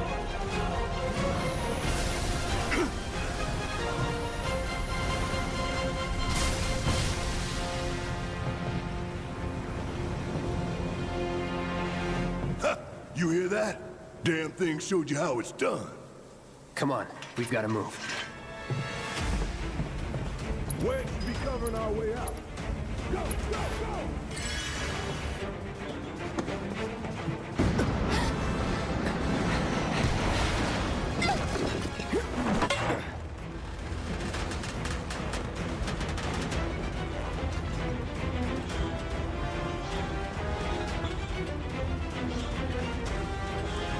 You okay? Do I look okay? Help a girl out, would you? My hero. Hey! We'll link up over there! Look after Jesse!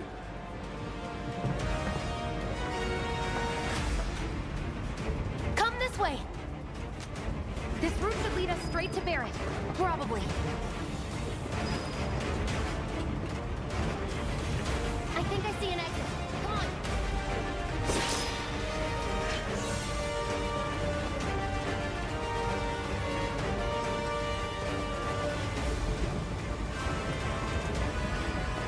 Don't look back. Let's go, let's go, let's go!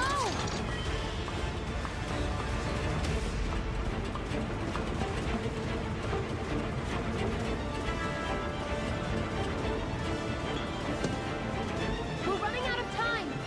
Shut up and climb. You're not helping. Sorry, it keeps me focused. I'll freak out if I don't talk. Have it your way.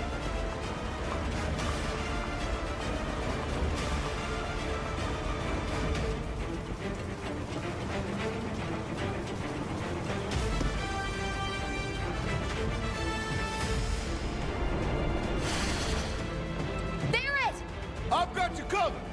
Find us the way out of here. But then...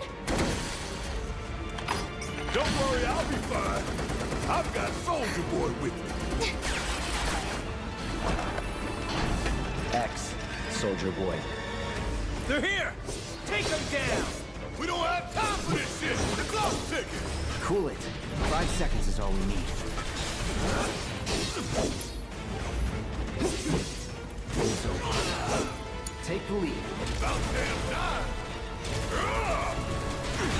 Get your ass out of here. Let's go. The others are waiting. Gotta get the hell out of here ASAP.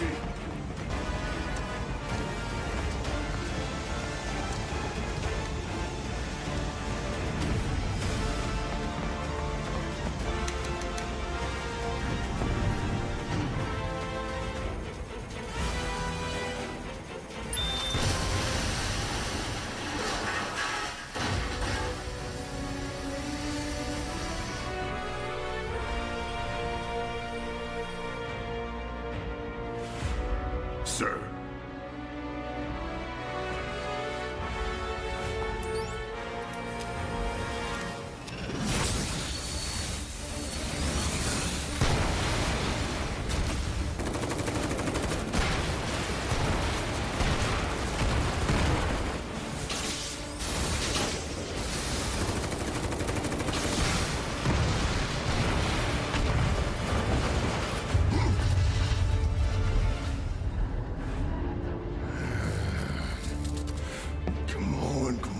Come on!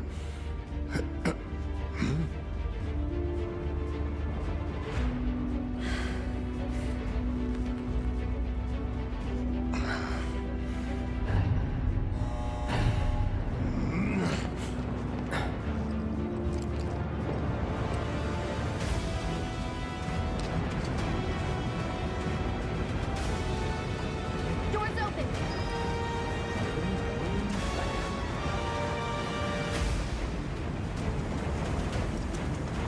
We don't have a lot of time yet.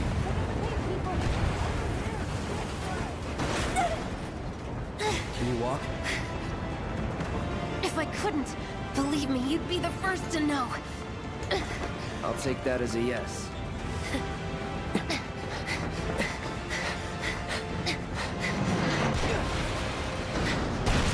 Cloud!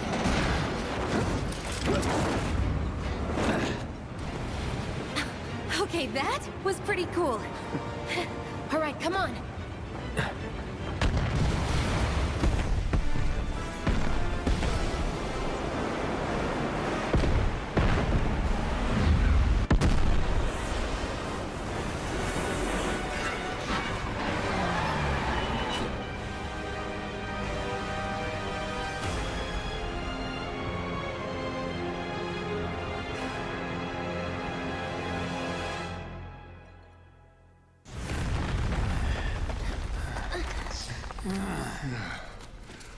Looks like we made it. And with nothing but a few scratches to show. Think you might have overdone it? I followed the instructions to the letter. Maybe it triggered a reaction with the Mako?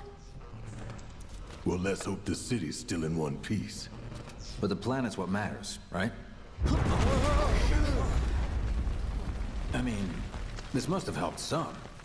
After all that, it had better have. Anyway, let's get going. We in Sector 8? That'd be just down there. All right then, lead the way. You got it. Huh.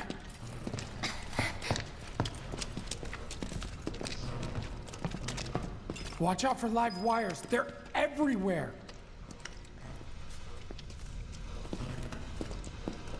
Ugh. The air in here reeks. Can't wait to get out in the open.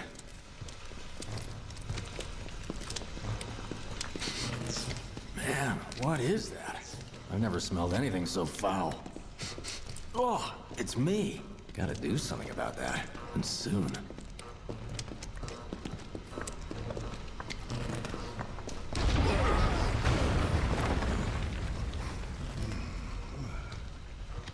I felt that one in my guts. They just keep on coming.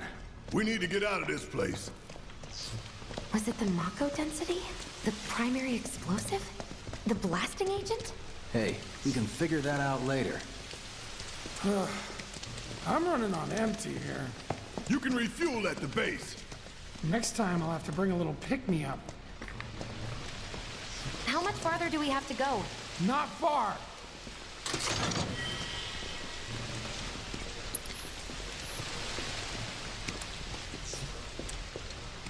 That's about as good a place as any. Stand back then. I'll set the bomb. Can't wait to see you, Marlene. Can't wait to take a hot shower.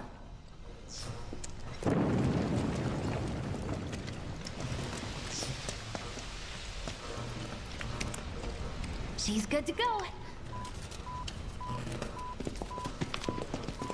Fire in the hole!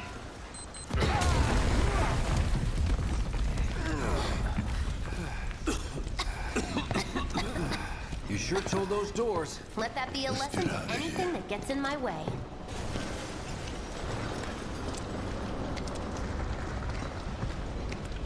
Attention all citizens. Attention all citizens. This is an alert from the Shinra Emergency Operations Center.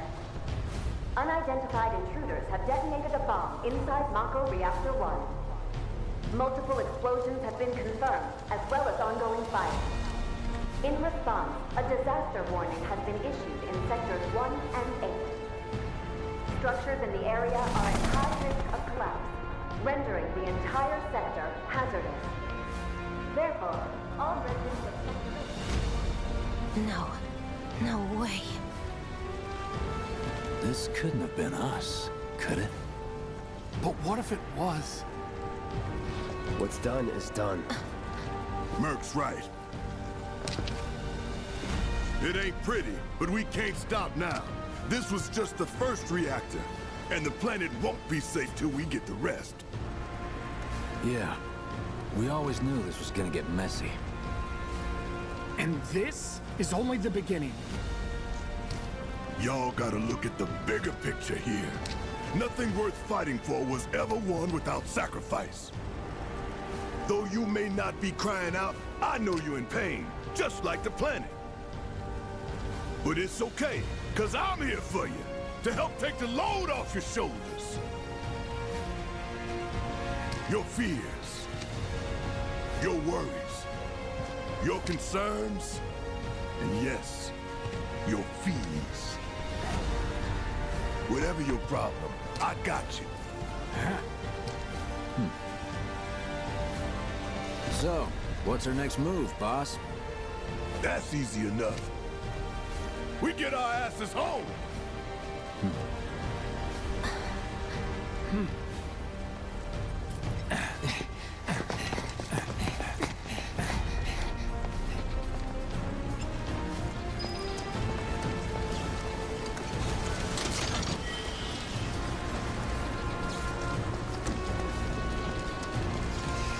We'll split up and shoot for the last train home. Regroup in the freight car. Got it? Later then. Hey. I'd like my money now. You can have it once we're back at base.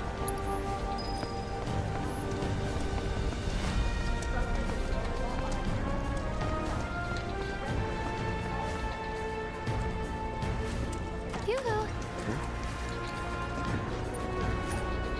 I don't need to tell you what this is, right? Of course not. It's healing materia. You can have it for saving my life. Just doing my job, nothing more.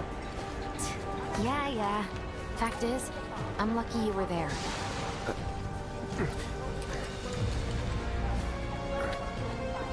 Survival can be a matter of luck or skill. And you can't rely on luck. Words to live by. Yeah, well, thanks. You do know how to use it, right? You do know what I was, right? Okay, I was only trying to help. Oh, before I forget, here's a little something extra for being so brave. That really was the ride of a lifetime. Well, see you on the train. You may alternatively contact security. Cloud! Up here! Look up! I said look up! Careful up here. This could collapse at any moment. If you want up, you'll have to use those stairs.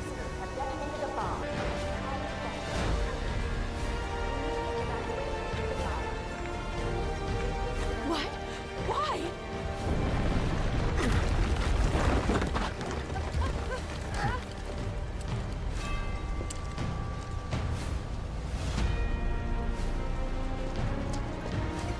Danger's not past.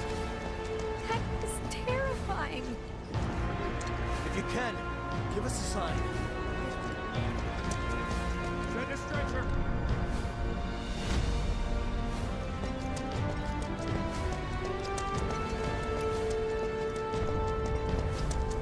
Station's intact.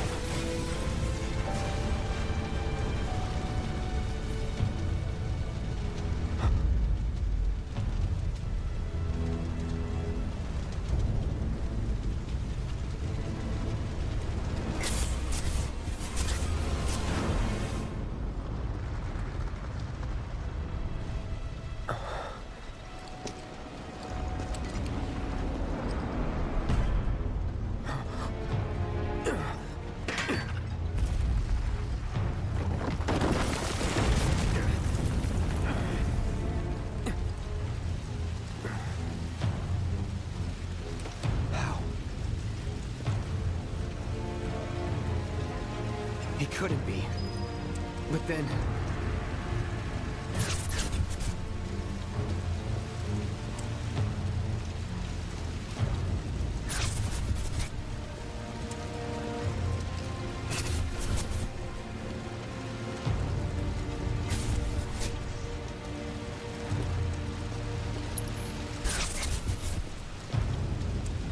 the hell?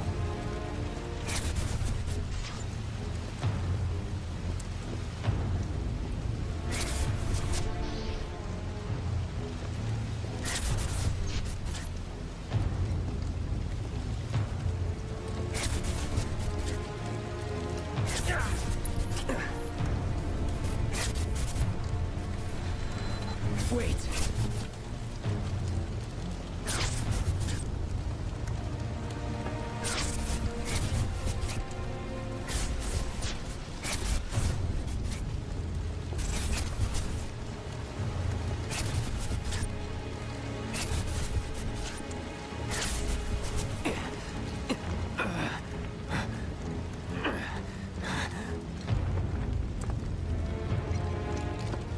You're not real. You're dead. I am. I killed you with my own... Oh, you need not remind me. It was the crowning moment of our time together. But that was then, and this is now. I have a favor to ask. Our beloved planet is dying. Slowly. Silently. Painfully. Can you bear to see the planet suffer? Cloud.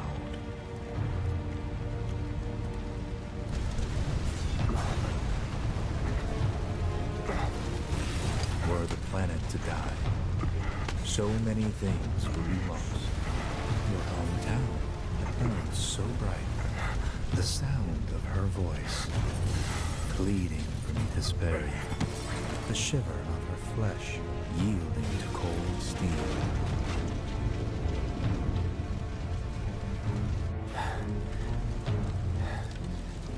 That which binds us together would be no more, and I would be loath to live in such a world, which is why I must ask you this one favor. Don't worry, it's a simple thing. Run, Cloud. Run away. You have to leave. You have to live.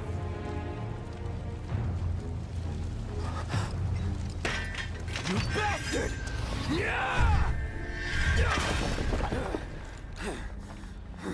Good, Cloud. Very good. Hold on to that hatred.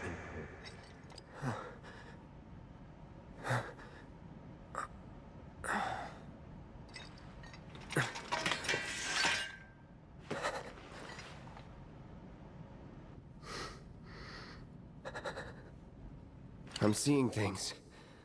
Fumes from all the Mako, maybe. All right. You got this. Just let me go home!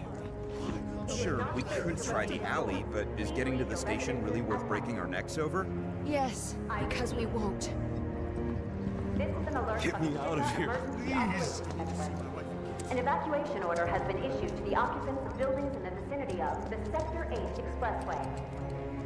You are advised to vacate the area immediately. The explosions at the reactor have caused numerous ongoing fires. Many homes are at risk. It is not safe to remain indoors. Please leave your residences at once. I repeat. This is an alert from the Shinra Emergency Operations Center. An evacuation order has been issued to the occupants of buildings in the vicinity of the Sector 8 Expressway. You are advised to vacate the area immediately. Man, what a mess. Explosions at the reactor have caused numerous ongoing fires. Many homes are at risk. It is not safe to remain indoors. Please leave your residences at once. What if they reach us? What do we do then? This is an...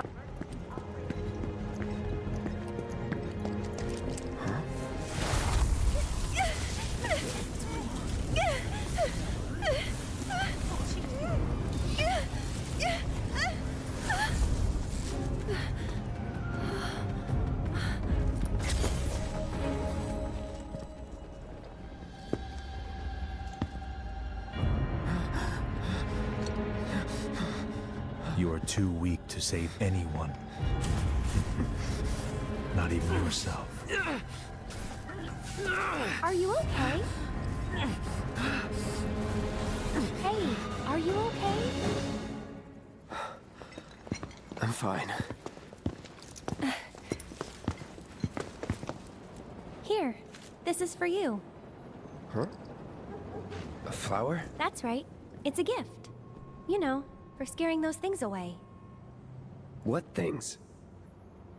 Never mind. Think of it as a memento. Just my luck. I heard that, you know.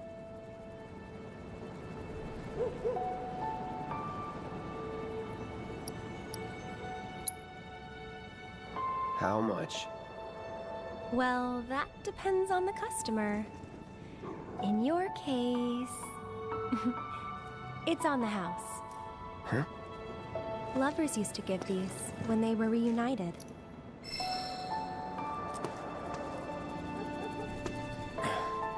Look, I'm involved in things. Dangerous things. Oh, I'm sure you are. So? So keep your distance. Wait, you think someone's out to get you? Is that what you're all worked up about? Relax. No one's going to attack you. I promise. Hey, a Mako reactor just blew. You shouldn't be out here trying to sell...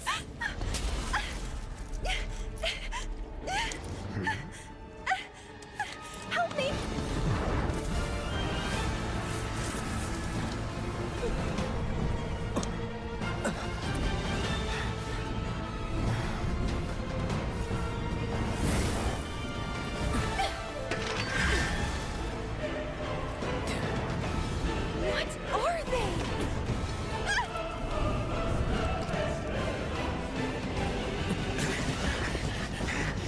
Drop your weapon!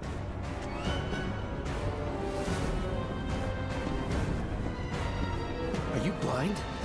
You know, you're right.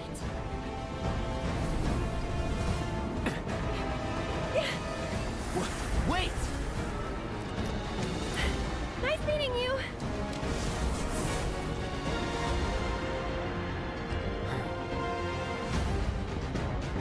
Sword on the ground!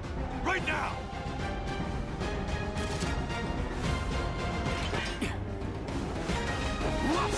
It's over. Let's go.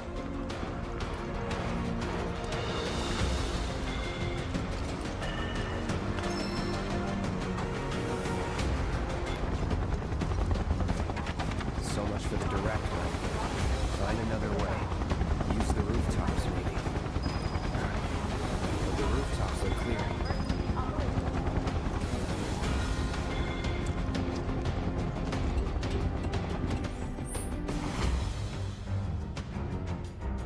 Over there! Open fire! Shoot to kill! Close call. Be advised! Target approaching residential area! Steel Hall access immediately! Target sighted! Get him! It's all or nothing now.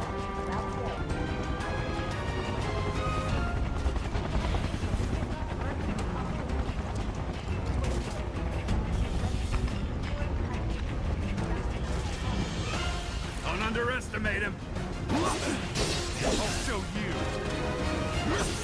Enough.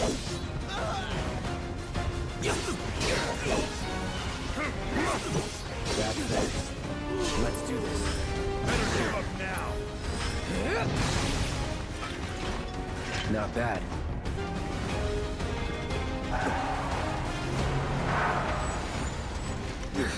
End of the line, look!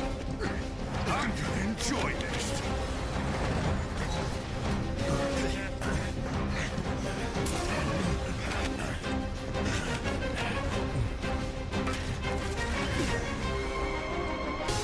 So long. It's over. Snug-nosed punk! Move in! Don't let him escape! HQ, this is Sector 8, Unit 2. Target is surrounded. Moving to secure. Wait! I know that.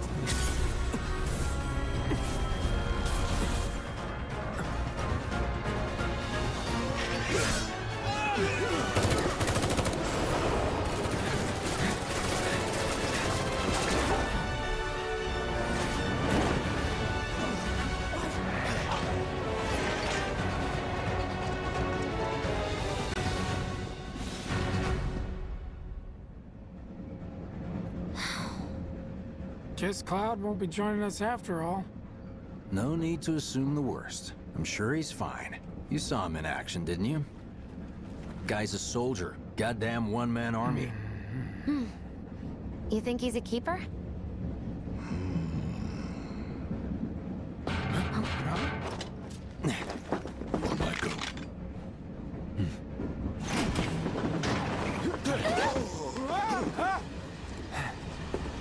You had me worried for a minute. Huh? What the hell you been up to, huh? Giving public security the runaround. That's what. Had to draw them away from the station somehow. Nicely done. Well, can't argue with results, huh? What?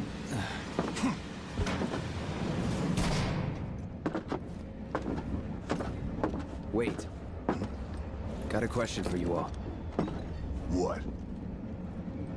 Ever been attacked by an invisible enemy? What? Wearing robes. Came and went like the wind. Thought they were invisible. They were, at first. Only saw them after she grabbed me. A new Shinra weapon, maybe? More like a panic-induced hallucination. Never mind. Forget I said anything. Suit yourself. Come on, let's move up.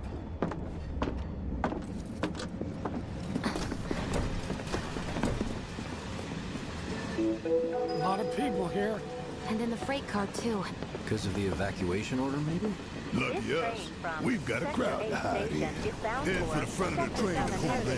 Due to an explosion at Mako Reactor 1, an emergency schedule is now in effect.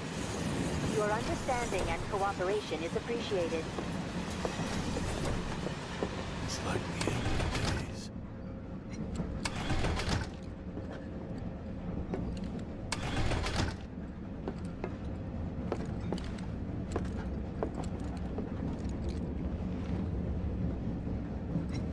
Serves these assholes right for shitting on the slums.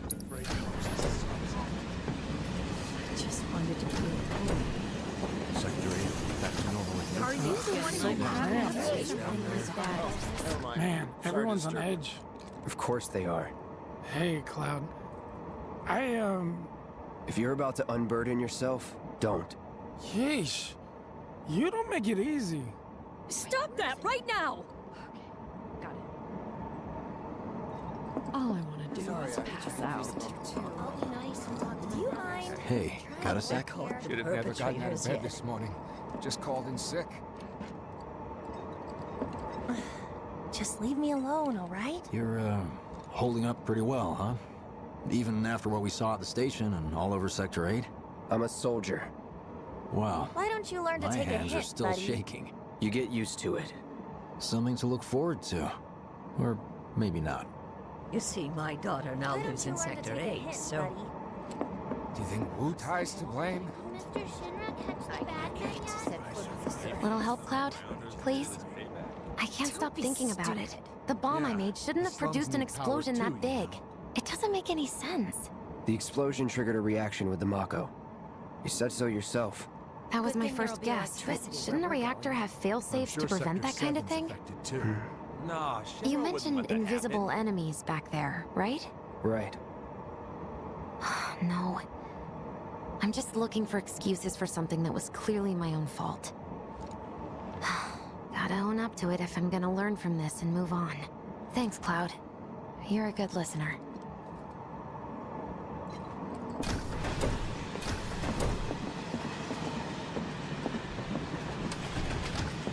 What kind of maniacs would go so far as to bomb a reactor? They've yet to announce it publicly, but I heard it was Avalanche's doing. Really? Aren't they the terrorists who tried to kill the president? Is there nothing they won't do? Hey, quit talking out your ass. Everyone knows Avalanche only cares about saving the planet.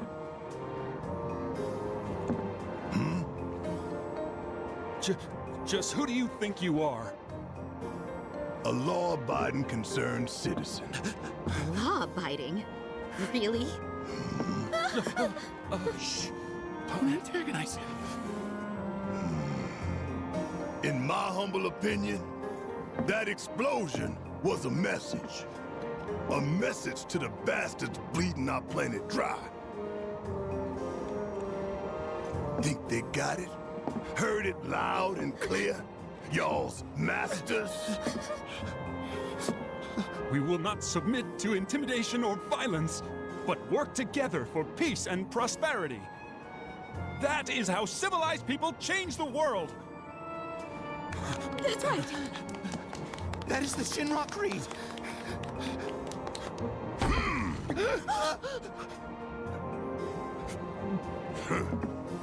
Them's fighting words. It's what we believe. We all have to follow our conscience, don't we? We should go. Right.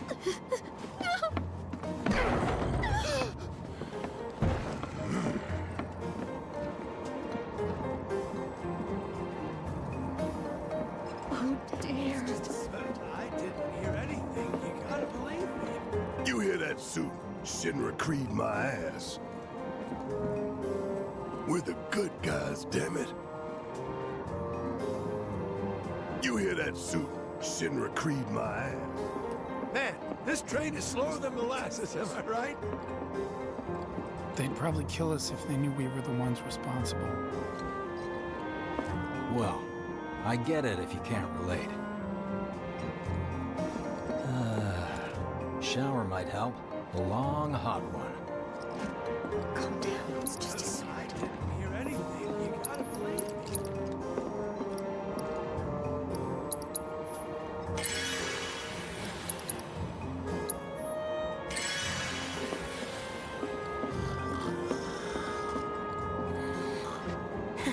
let's get this out of the way.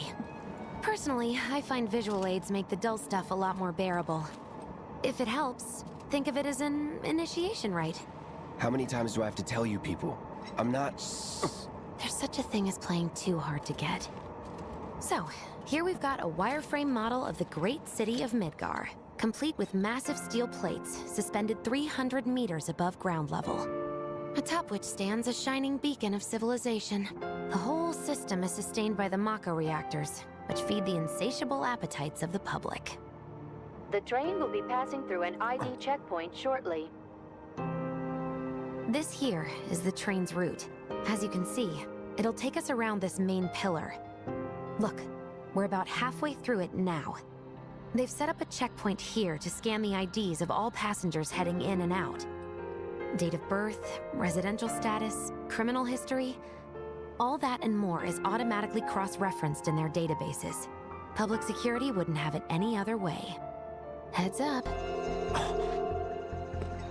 Don't worry, our IDs are impeccable. What'd I tell ya? Have a little faith. Won't be long till we reach the bottom. Relax. Take a good look. It's because of that great big pizza in the sky that people down there gotta struggle to survive. Shinra sucks up Mako while the soil turns to dust, the air fills with smog, and the flowers die. Then leave and don't look back. That's what's always worked for me. Well, that's all well and good. If you're only out for yourself. But the folks down there don't have the luxury of choice, you know?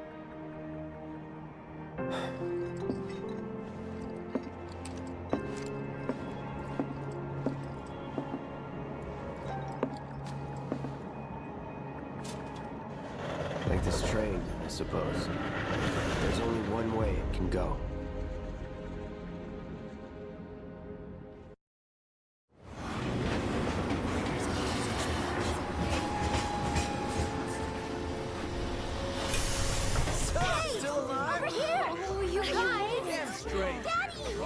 Sweetheart. So glad you're home. Don't worry, I'm fine. Oh, thank goodness. Knew it couldn't be that bad. No way. It's really bad.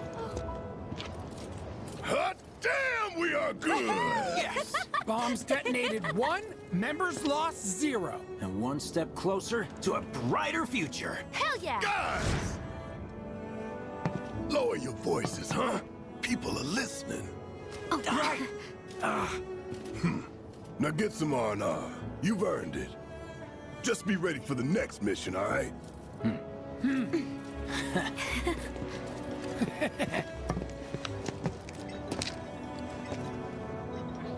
See you soon. At 7th Heaven. You know, where Tifa works. Don't keep her waiting. She'll worry.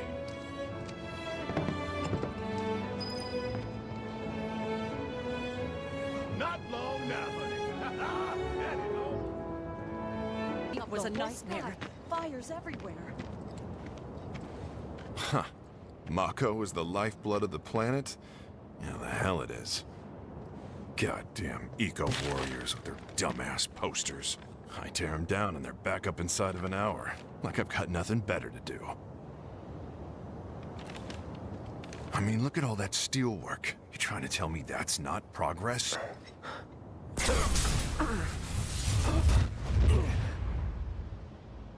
What the? You okay, buddy? Mako junkie, huh? Figures.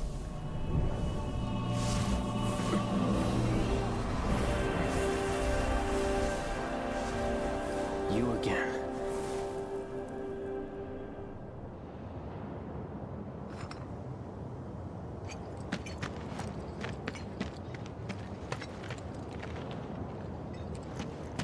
That hot shower can't come soon enough. I can barely tell my skin from all the ash and sweat. When I get back, it's refueling time. And you, Jesse? I don't know. Figure out how I screwed up? Ha! You're such a kidder.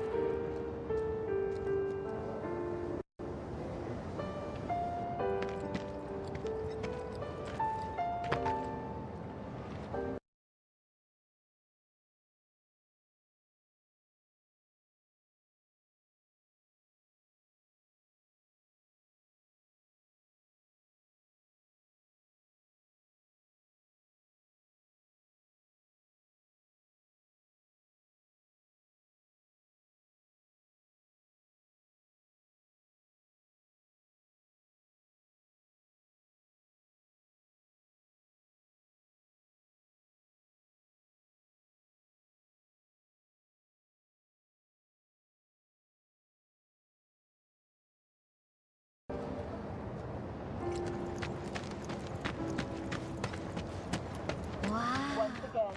Wait, this is real? It's not a movie? How long's it gonna keep burning? Doctors are also stationed at the building's disaster relief center. If you are unable to reach the building on your own, please contact the nearest Shinra employee for assistance. Mayor Domino, in conjunction with President Shinra, That's where I work. No freaking way. Put that fire out, idiots! I was there yesterday. Power to provide aid to those most in need. As yet, no group has claimed responsibility for this. Thanks.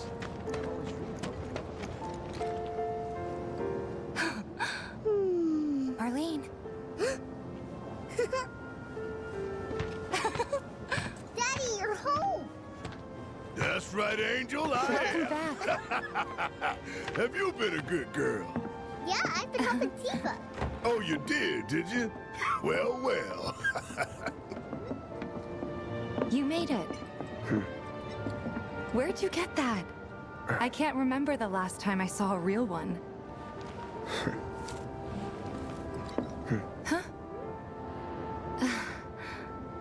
How sweet.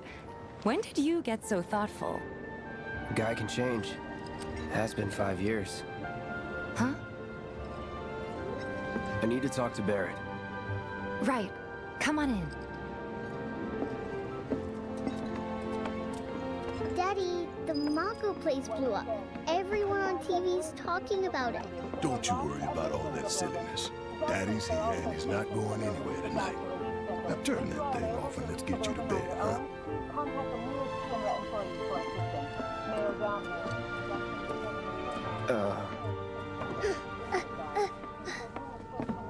Hey! What the hell you think you're doing, scaring my daughter like that? Daddy says never talk to strangers. That's right, honey, I do say that. What a good girl you are remembering Daddy's lessons. You know what else good girls do? They go to bed on time. Come on. But I'm not tired. I want to talk some more, Daddy. All right, but just this once. So then, what can I get you? My money. I'm still waiting on it. Right. About that. We should talk outside.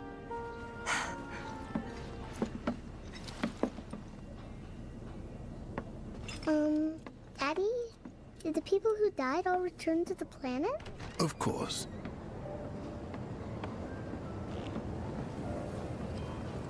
Let that be a lesson to you.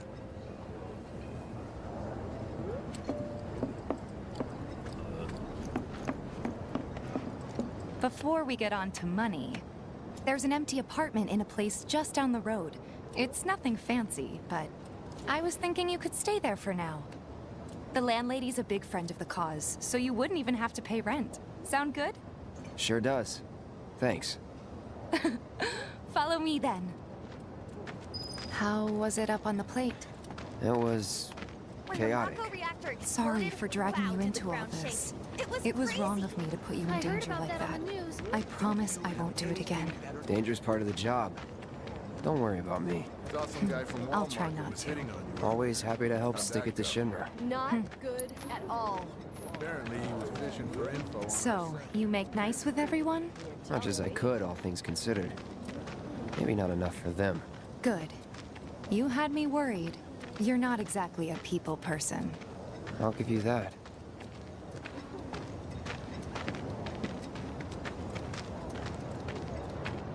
I saw Sector 8 on the news. It was like a war zone. The news is just another Shinra mouthpiece. They'll spread whatever lies Shinra tells them to. Think they'll So, attack Sector 7? it wasn't the that bad? topsiders brought this on It was. themselves. Oh, right. And here we are. Good old Stargazer Heights. You're on the second floor.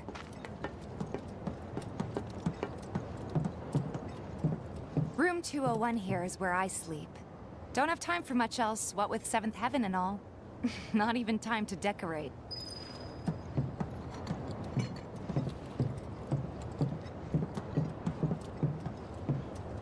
Here's your room, 202. Don't worry, I already told the landlady about you. You did? Yes? Oh, I mean, I told her I had a friend looking for a place to stay. Was that too much? No. It's fine. And this? That one's, know what? It's getting late. I'll introduce you tomorrow.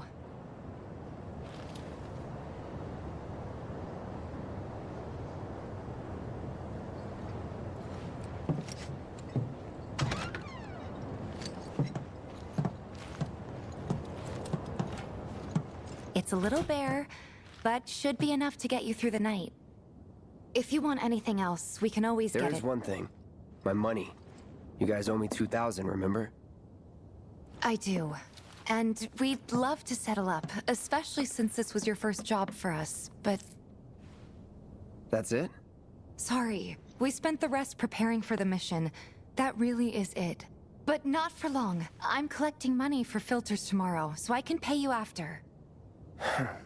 And you're sure about that? Of course, as long as you help, that is. Wait, then I'd have to pay you for that too. Never mind. No, 2,000's enough. That's what we agreed on, so that'll be the price. With what you gave me, that leaves 1,500. You're the best. I'll see you bright and early at the bar then. Thanks again for everything. Sleep tight.